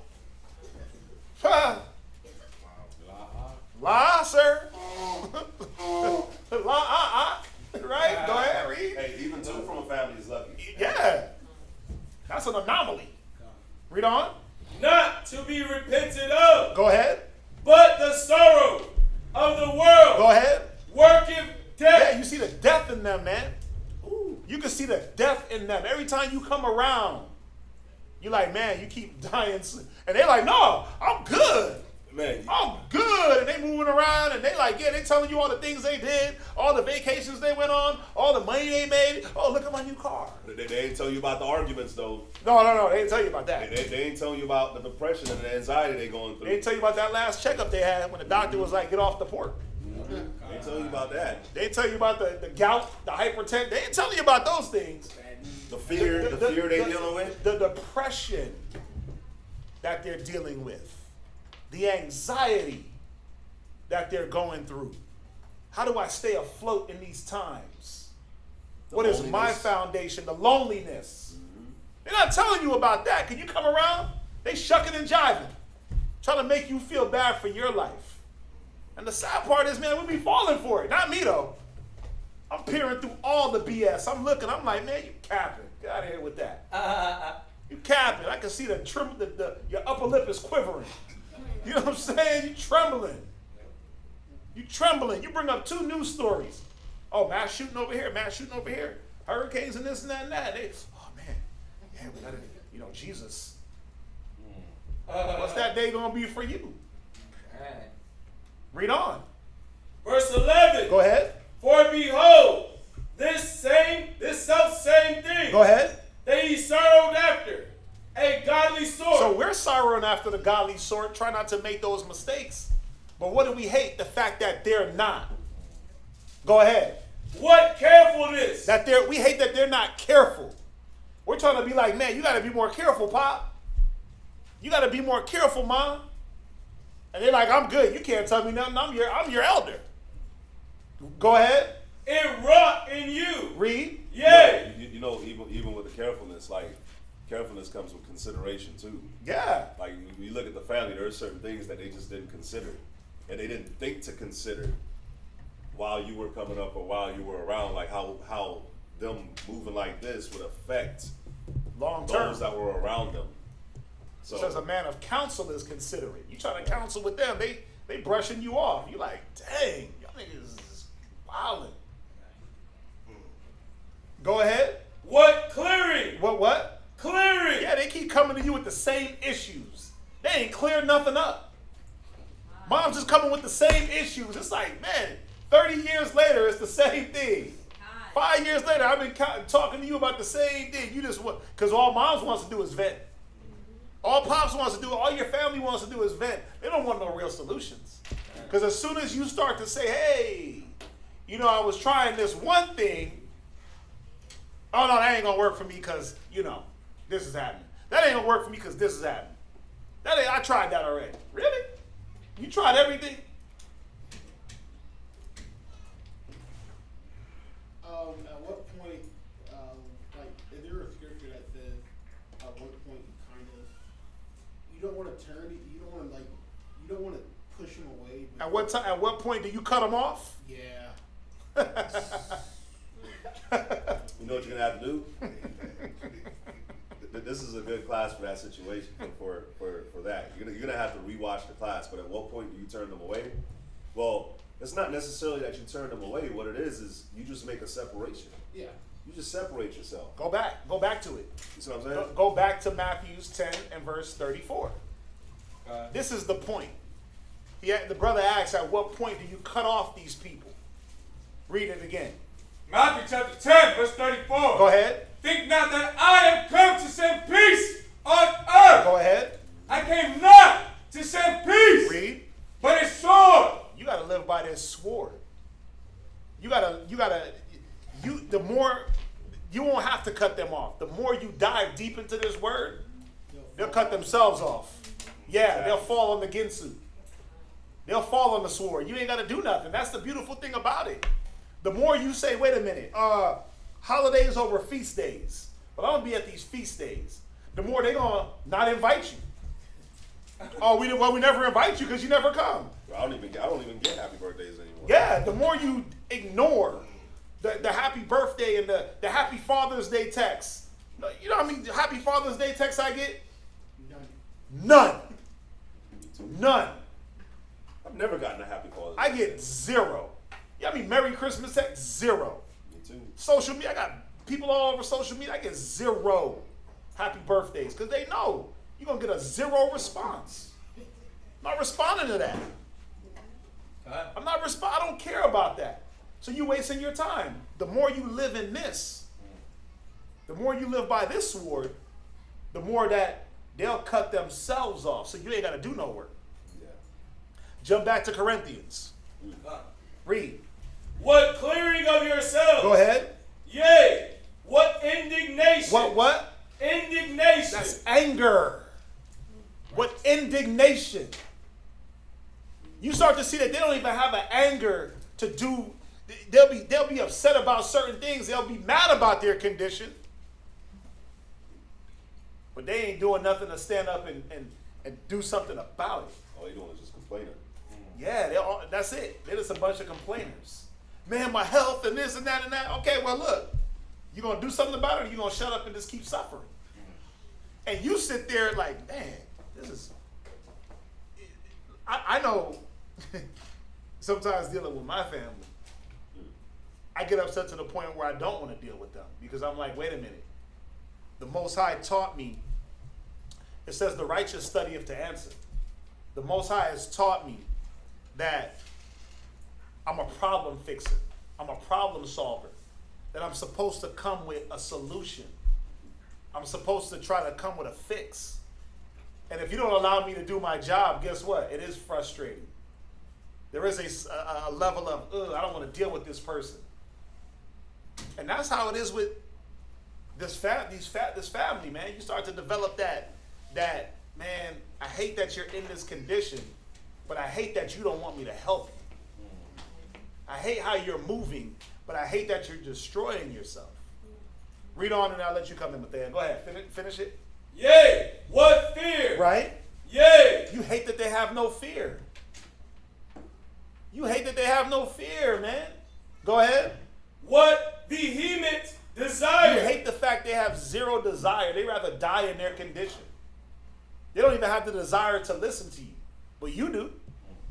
You have that vehement desire to change, to do better, to make moves, to seek counsel, to bow thy ear, to miss not the discourse of the elders, the godly discourse. Go ahead. Yea, what zeal? Come on. Yea, what revenge? Come on. In all things, ye have approved yourselves. Right. To be clear in this matter. Yeah. You're not going to hate them, so to speak, but you're going to hate the fact that they're not doing these things. They have no zeal for the Most High. They have no faith. They have no belief. But what do they come with? A lot of ridicule, a lot of criticisms, a lot of misconception, a lot of what? Excuses. A lot of excuses. Right? But there, you were going to say something. That's like, my mom tries to like talk the Bible with me a lot, but then she complains about the same thing she's been complaining about for like the last 30 years. So I hit her with a scripture, which was suffer wrongfully. Right? And then she replied with, okay, I love you, good night. Oh, yeah. They didn't want to hear like the most basic scriptures. Right? Let's jump back. Let's go back to Luke 14, verse 27. It's book of Luke, chapter 14, and verse 27. So, and also on the point, if you don't hate your own life, you're not going to be able to be a disciple, right? Why? Because you gotta. It's like the title of the class. You gotta be willing to lose You gotta, not even willing, you have to lose to gain. That's how this is. So if you're not willing to lose that old life, then you can never be a follower of Christ. And that's one of the reasons why also it says, hate, if you don't hate the father, the mother, the children, the brother, the sisters, all that, that's one of the reasons why you can't, that's one of the reasons why they can't be a disciple, because they don't hate their lives. Their lives is trash, it's terrible, it's horrible, but they don't hate it. They like it. That's what I'm saying? They got no godly sorrow for it. They don't see where Yahawashi fits into their life. Yep. They don't see the need to change and add. What's that? So I live in a very loving family, and I've been slowly but surely transitioning into cutting off certain foods, and my family does not understand, and they're trying to turn me back, so they're asking me, hey, let's go to church, and I decline. And Right. they make me feel like I'm a horrible person and that I need to go confess to the priest Mm-hmm. every other day. How do I tell them, like, I'm sorry, but I don't believe in the things that you believe in anymore? You just said it. Just like that. Like, I'm sorry, but I don't believe in these things. I don't believe that I have to sit in front of this man and confess sins every other day, and because if that's the case, then why do I keep sinning? Who's he confessing his sins to? Well, you gotta ask him. If I gotta sit in front of him every other day, then what's the problem? Is it the fact that I'm going to him, or is it that I'm not picking up certain things that's coming from this institution? You know, sometimes, you know, in the spirit of not wanting to disappoint, you stay with your parents. yes, but it's only about 3 weeks. Okay, so you ain't gonna have to even put up with that, right? You're gonna be your own independent woman, and you're not gonna have to be under their tutelage as far as, oh, you gotta come here. I mean, do they move like that with you? Like, you gotta go do something? To a certain extent, yes, but when I turned 18, they were like, do whatever you want to do, but, you know, you can't, there's certain things that I cannot do, but Right. I don't want to do it either. But before 18, every Sunday, every Wednesday, church for more than 4 hours of the night. Oh yeah. And that was just, 2 hours of just confessing. Ooh. And, Oh, hang on. and I would be like 30 minutes, and I'm like, okay, I'm done. And he was like, no, let's sit and talk. And he would just get off topic. And I'm like, wait, we're not discussing whole food products right now. Oh wow. That doesn't correlate into everything I'm talking Priest about. got bored. Priest got bored hearing the confessions. You want to talk about whole food? Well, this is the thing. Again, you got 2-3 weeks to be in that environment. You know, are we saying burn bridges? No.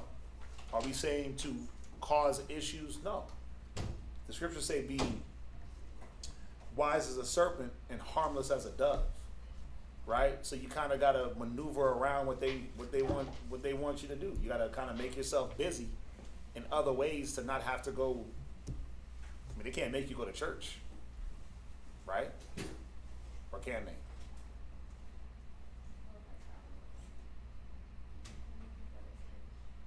But that's gonna stop in 3 weeks. Then there it is. So you might just have to put up with it for the next 3 weeks.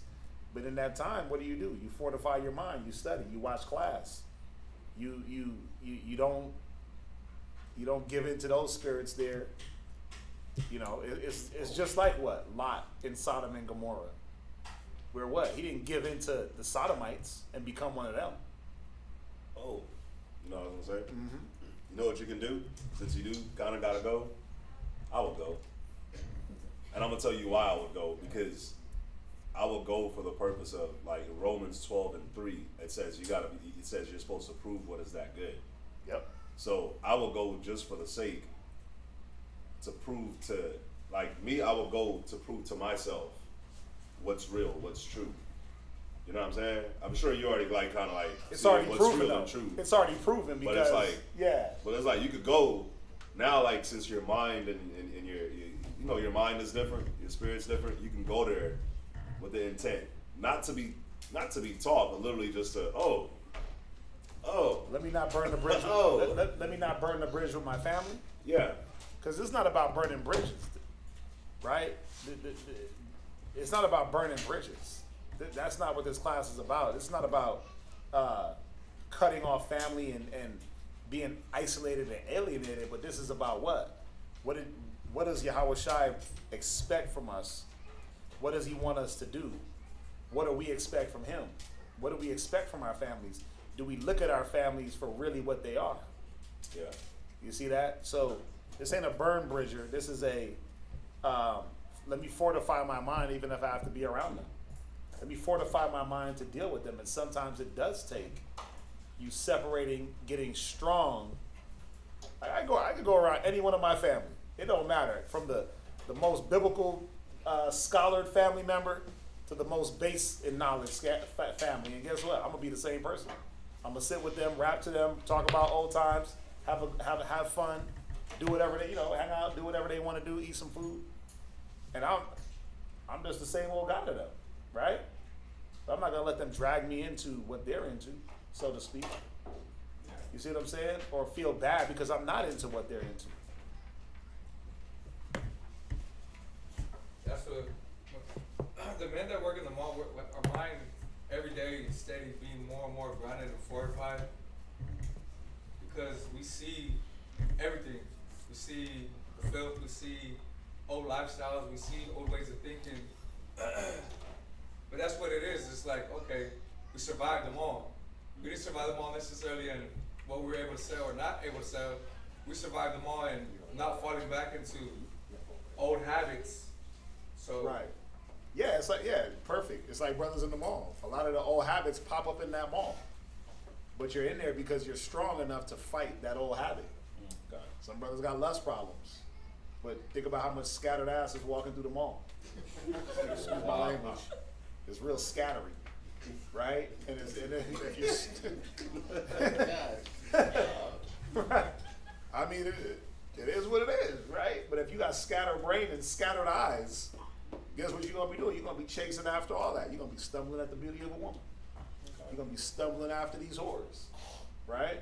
There's a lot of different things that zone presents that you gotta fight against daily. You see that? But it's the same situation. What's that? Oh no. Okay. Where we at? Let's try to finish this up. We got 10 minutes. Luke chapter 14 and verse 27. It is. You're gonna jump down. It is scattered. Go to go to verse 32. No, go to Luke 17 and verse 32. Book of Luke chapter 17 and verse 32. Yep. Remember Lot's wife. So we just talked about Lot's wife. I mean, we talked about Lot in 2 Peter's, right? Just now. So Lot made it. His two daughters made it, but the wife was with them too, and she didn't make it. She turned into a pillar of salt. Why? Because she kept looking back. It wasn't like she looked back one time. She was looking back. She was thinking about it, like, oh man. Don't think she just got destroyed because she looked back when she was running away. When the men told her, don't look back, it wasn't just a, hey, don't look back. It was, listen, that's it. Move forward, go. This place is getting destroyed. You can see it's getting destroyed. So why are you looking back? You see what I'm saying? So that's the symbolic side to it, and it's the same thing here. What you looking back for? What are you looking back for? Verse 33. 33. Uh-huh. Whosoever shall seek to save his life shall lose You it. see it? If you're trying to go back to that, then you're going to lose it. Go ahead. Or she's trying to look to see what can I bring with me to add to this new life. How can I bring some of these old elements into this new life? You can't put old cloth on a new garment. Yeah. You can't put new wine in old bottles, right? You can't graft the old you onto the new you. You can't be the Israelite thug, the Israelite gangbangers, Israelite whore, right? Israelite pimps. That's not happening.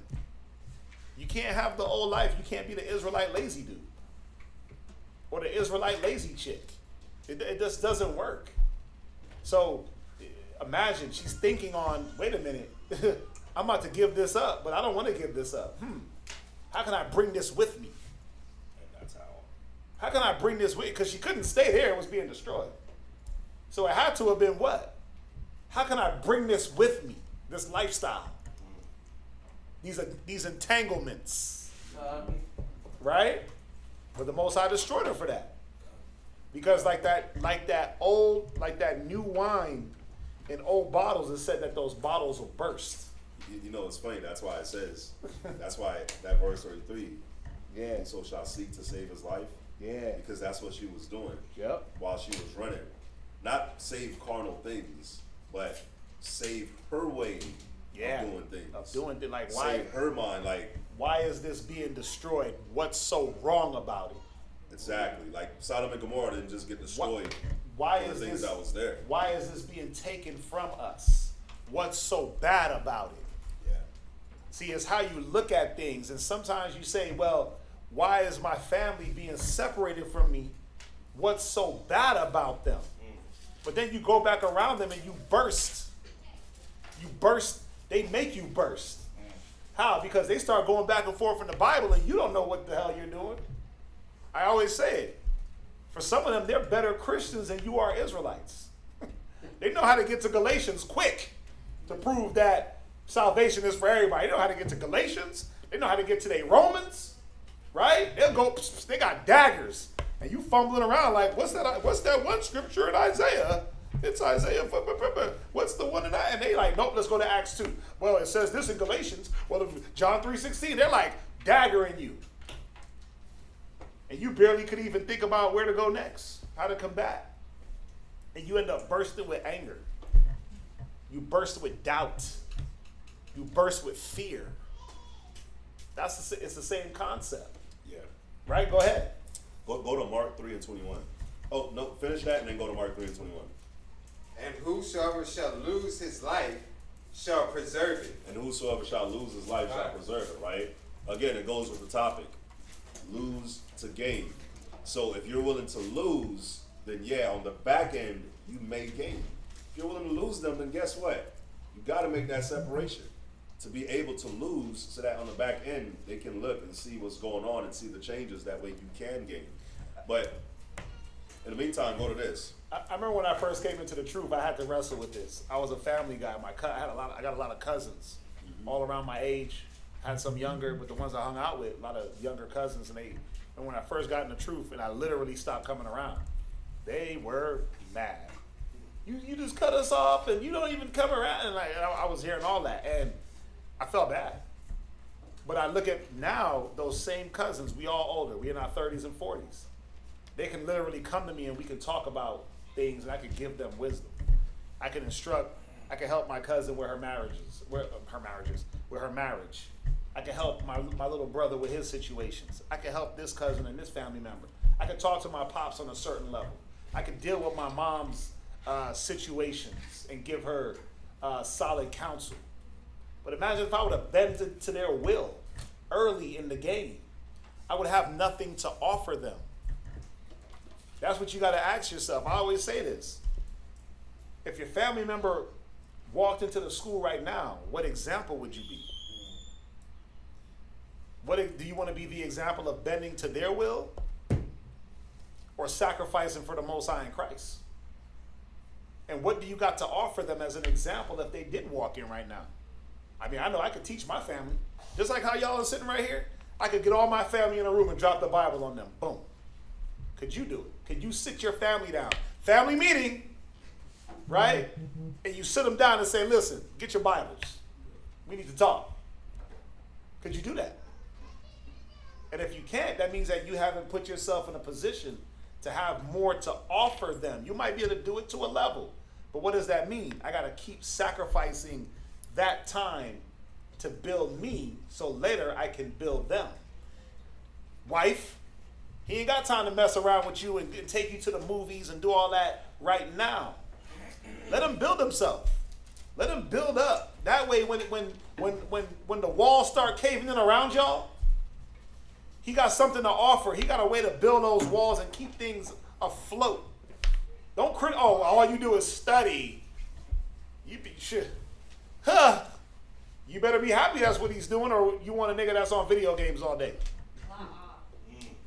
You want a nigga that's watching TV all day. So that when things start to crumble, when you start to falter, and you start to miscarry, like the scriptures say, don't you want somebody there to help pick up the pieces?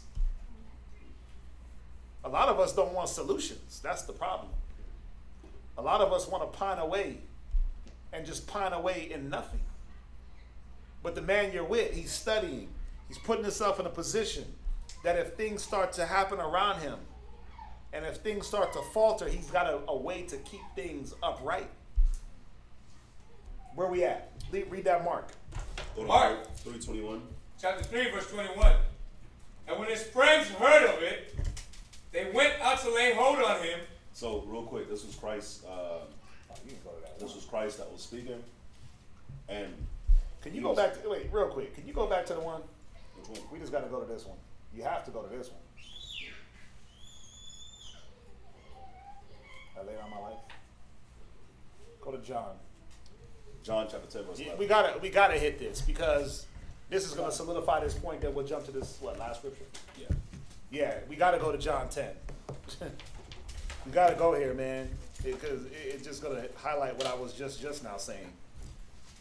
John 10 and 11. John chapter 10, verse 11. Go ahead. I am the good shepherd. Right, Yahawashi is the good shepherd. Read. The good shepherd giveth his life for the sheep. We're the sheep. But now check this out. If you're a husband, you're the good shepherd, and your wife and children are the sheep. If you're a good mom, you're the shepherd, and your children are the sheep. So you see how this role translates on different levels? Yep. There's always going to be a shepherd and a sheep, but how good of a shepherd are you? But how good of a sheep are you? Because hard-headed sheep die. Go ahead. But he that is an hireling, Right? and not the shepherd, Go ahead. whose own the sheep are not. Right, a hireling, he just there for the wages, the money, the fame, to say he's doing something. He don't care about the business. He don't care about the sheep. He don't care about the livelihood of the people. Yeah. Go ahead. Seeth the wolf coming, See if the wolf coming. Go ahead. and leaveth the sheep. Yeah. Oh, it's too dangerous. I gotta go. Well, I didn't sign up for this. I'm out. What man in here has done that? Well, you know what, man? Bro, it's getting too hard. I didn't sign up for this family man thing. All these kids. I didn't sign up for that. So you know what? Peace. What woman would respect any man that did that? Oh well, man. I got pregnant too early, and I wasn't ready for kids, and you're hitting me with this Bible stuff. So you know what? You take the kids, I'm gone. What man will respect that woman? Ain't no respecting that, right? Go ahead. And fleeth, Go ahead. and the wolf catcheth them, Right. and scattereth the sheep. Go ahead. The hireling fleeth, Right. because he is an hireling. Yeah, he gonna flee because that's his mind. I'm just here for the money. I'm not here to defend. I'm not here to fight. We're not hirelings. We shouldn't have the mind of hirelings. Jump down to verse 15. Verse 15. Read verse 14. Verse 14. I am the good shepherd, Right? and know my sheep, Go ahead. and am known of mine. Go ahead. As the Father knoweth me. Now, do we want the Father to know us? This is the question. And what do you want to be known of the Father? Go ahead. Even so know I the Father, Go ahead. and I lay down my life for the sheep. What did Yahawashi do? Lay down my life for the sheep. No, the Most High made him come down and deal with us. I lay down my life for the sheep. Go ahead. And other sheep I have, Right. which are not of this fold. Go ahead. Them also I must bring, Go ahead. and they shall hear my voice. Go ahead. And there shall be one fold, Read. and one shepherd. Go ahead. Therefore doth my Father love me, Why does the Most High love him? Read on. because I lay down my life. Because he gave up. He gave up. He gave up what was supposed to be dear to all of us. Right? Whatever reputation, Yahawashi had in the heavens, he didn't have that in the earth because he was a man, right? Whatever reputation he had amongst men, he gave that up. Isn't that the carpenter's son? What's going on with him? He don't know nothing. He was ridiculed in his cities. He didn't care about that. He was put to shame. He didn't care about that. Despising the shame for the joy of the cross, right? He said he surpassed death because he didn't care about all that. He cared about the sheep. What do we care about? Who's the hireling and who's the shepherd? We talked about it earlier, right?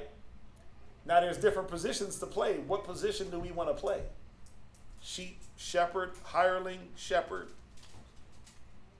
I mean, that's up to every man and woman to pick a position. Go ahead. That I might. Loved, hated, looked at of the Father, known of the Father. We know the Most High is always going to be there. Right? We know that the Most High is going to be there, but be there for who? The faithful, the righteous, the fighters, the ones that don't give up. Woe to the faint-hearted. Why shall he be defended? Woe to the faint hands and the feeble knees. Your family is wearing you down, making you weak in the knees.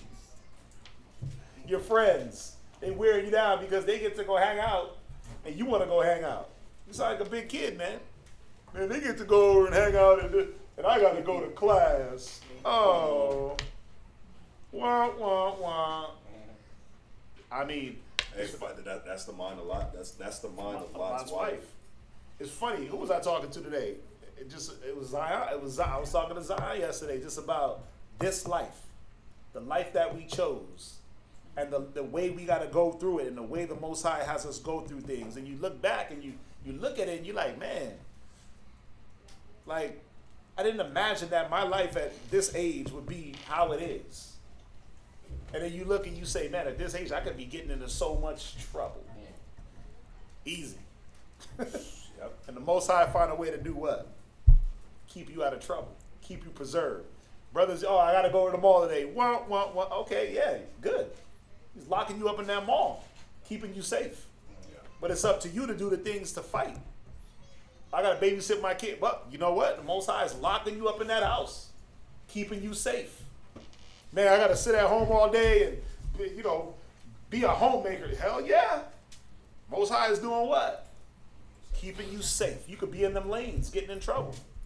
I got to go to work. I don't want to go to... Nope. He's keeping you safe. That's where he got you. Yeah. To keep you safe. You could sit here and criticize this life and be mad. Or you could be out there with the elements. Read on. That I might take it again. So we lay the life down. We lay our life down so we can get it again. I'm the perfect example of giving up the family, the friends, just to what? Like, bro, listen, my cousin lives here. My cousin moved here recently. My little brother just moved here. My sister is moving in 2 months. And these are all family members that I cut off and I had to do my thing. I was supposed to move to Florida at a time. And it didn't happen, but all the Floridians are moving here. My pops might move here. And what did I have to do? Bend over for them? No. I ignored them. I ignored the ridicule. I ignored the, oh, you never call. I ignored the, oh, you're going to make me feel bad for not showing up to things. I ignored that. I fought through that. I built my mind against that. But look,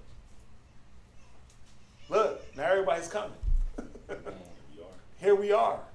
My sister, hey, you mind if I come to class when I get there? I don't mind, sis. Come on through, bring the fam. Right? But at least now I know I have something to offer. Laid down one life that had nothing to offer. To pick up another life that had something to offer, not just my family, but a lot of families. Go ahead. No man taketh it from me. Go ahead. But I lay... Because now it's not a sacrifice. Now you're not presenting yourself as a living sacrifice. Now you're being slaughtered. Man. When somebody's taking your life, ooh, that's a rough thing to go through. When you feel like your life is being taken you're struggling to save it. You're struggling to keep it. But when you just say, you know what, Most High, I know what to do. I know what I got to do. The process goes a lot easier. Go ahead.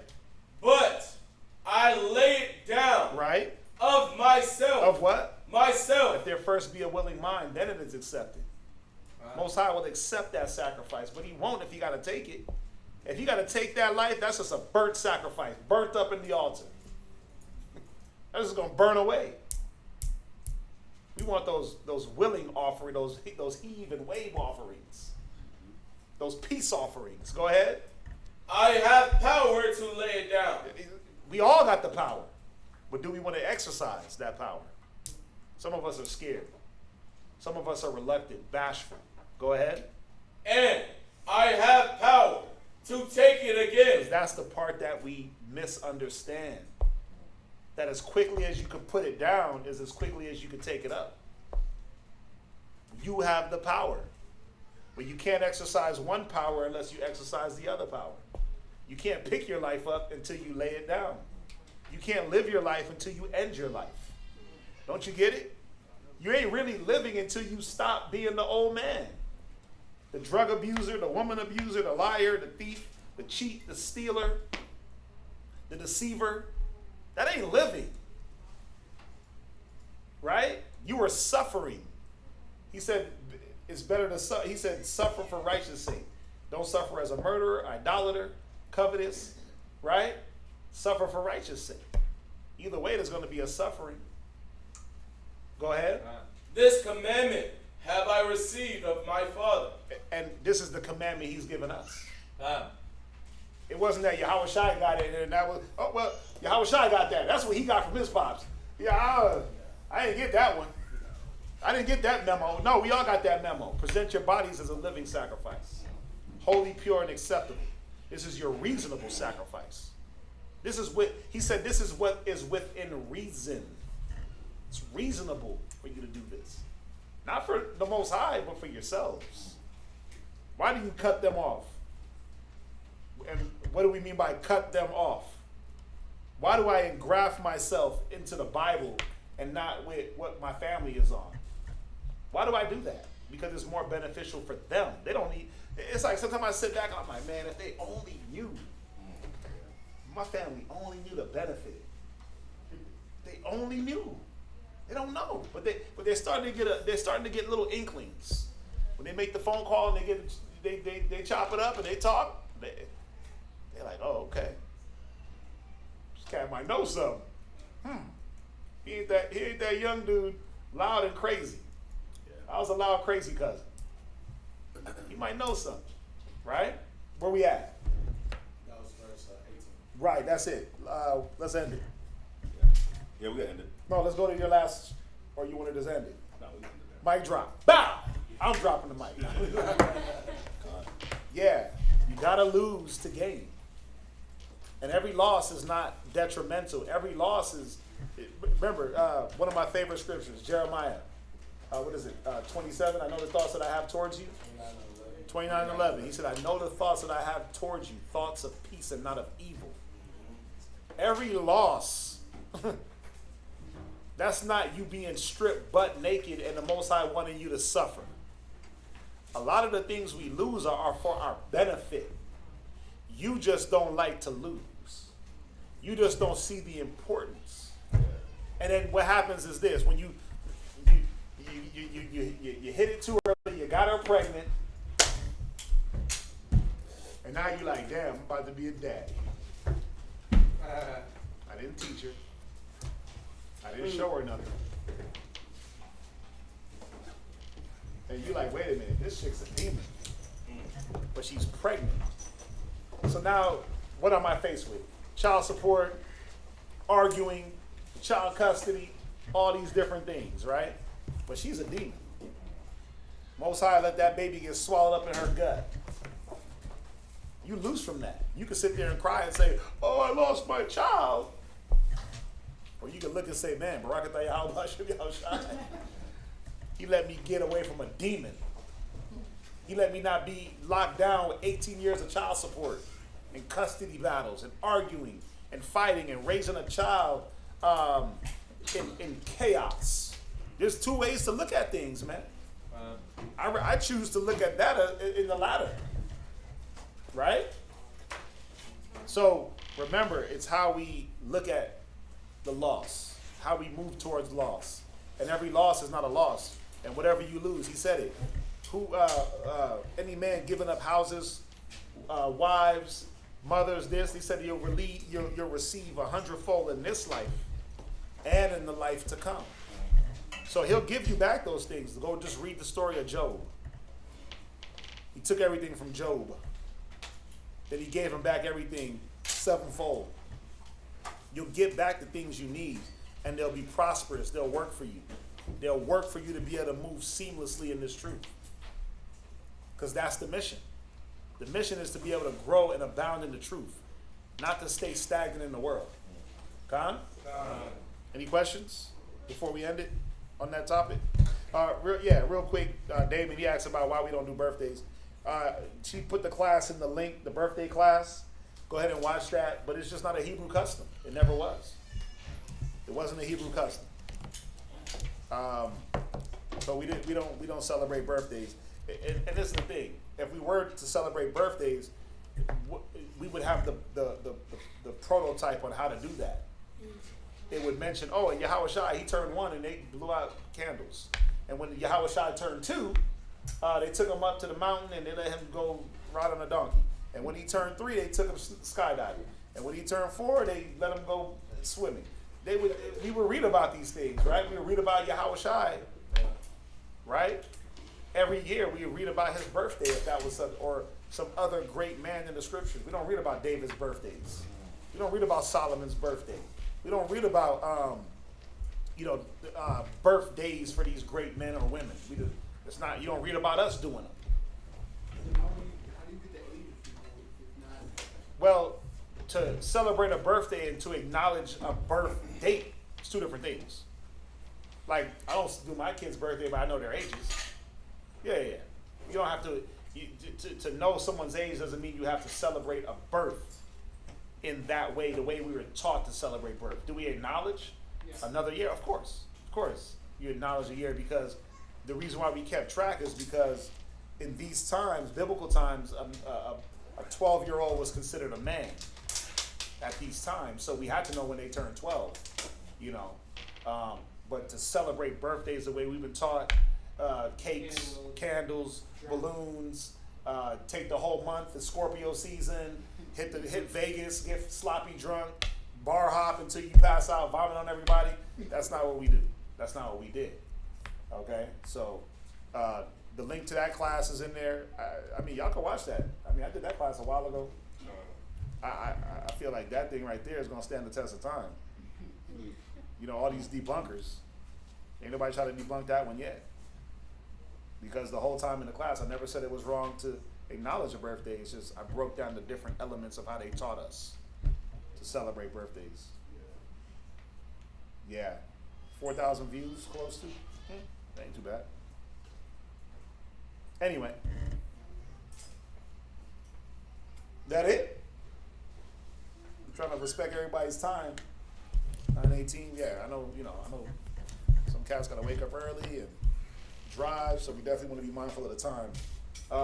If that's it, we like to tell everybody online, Shalom, the water for joining us. Shalom.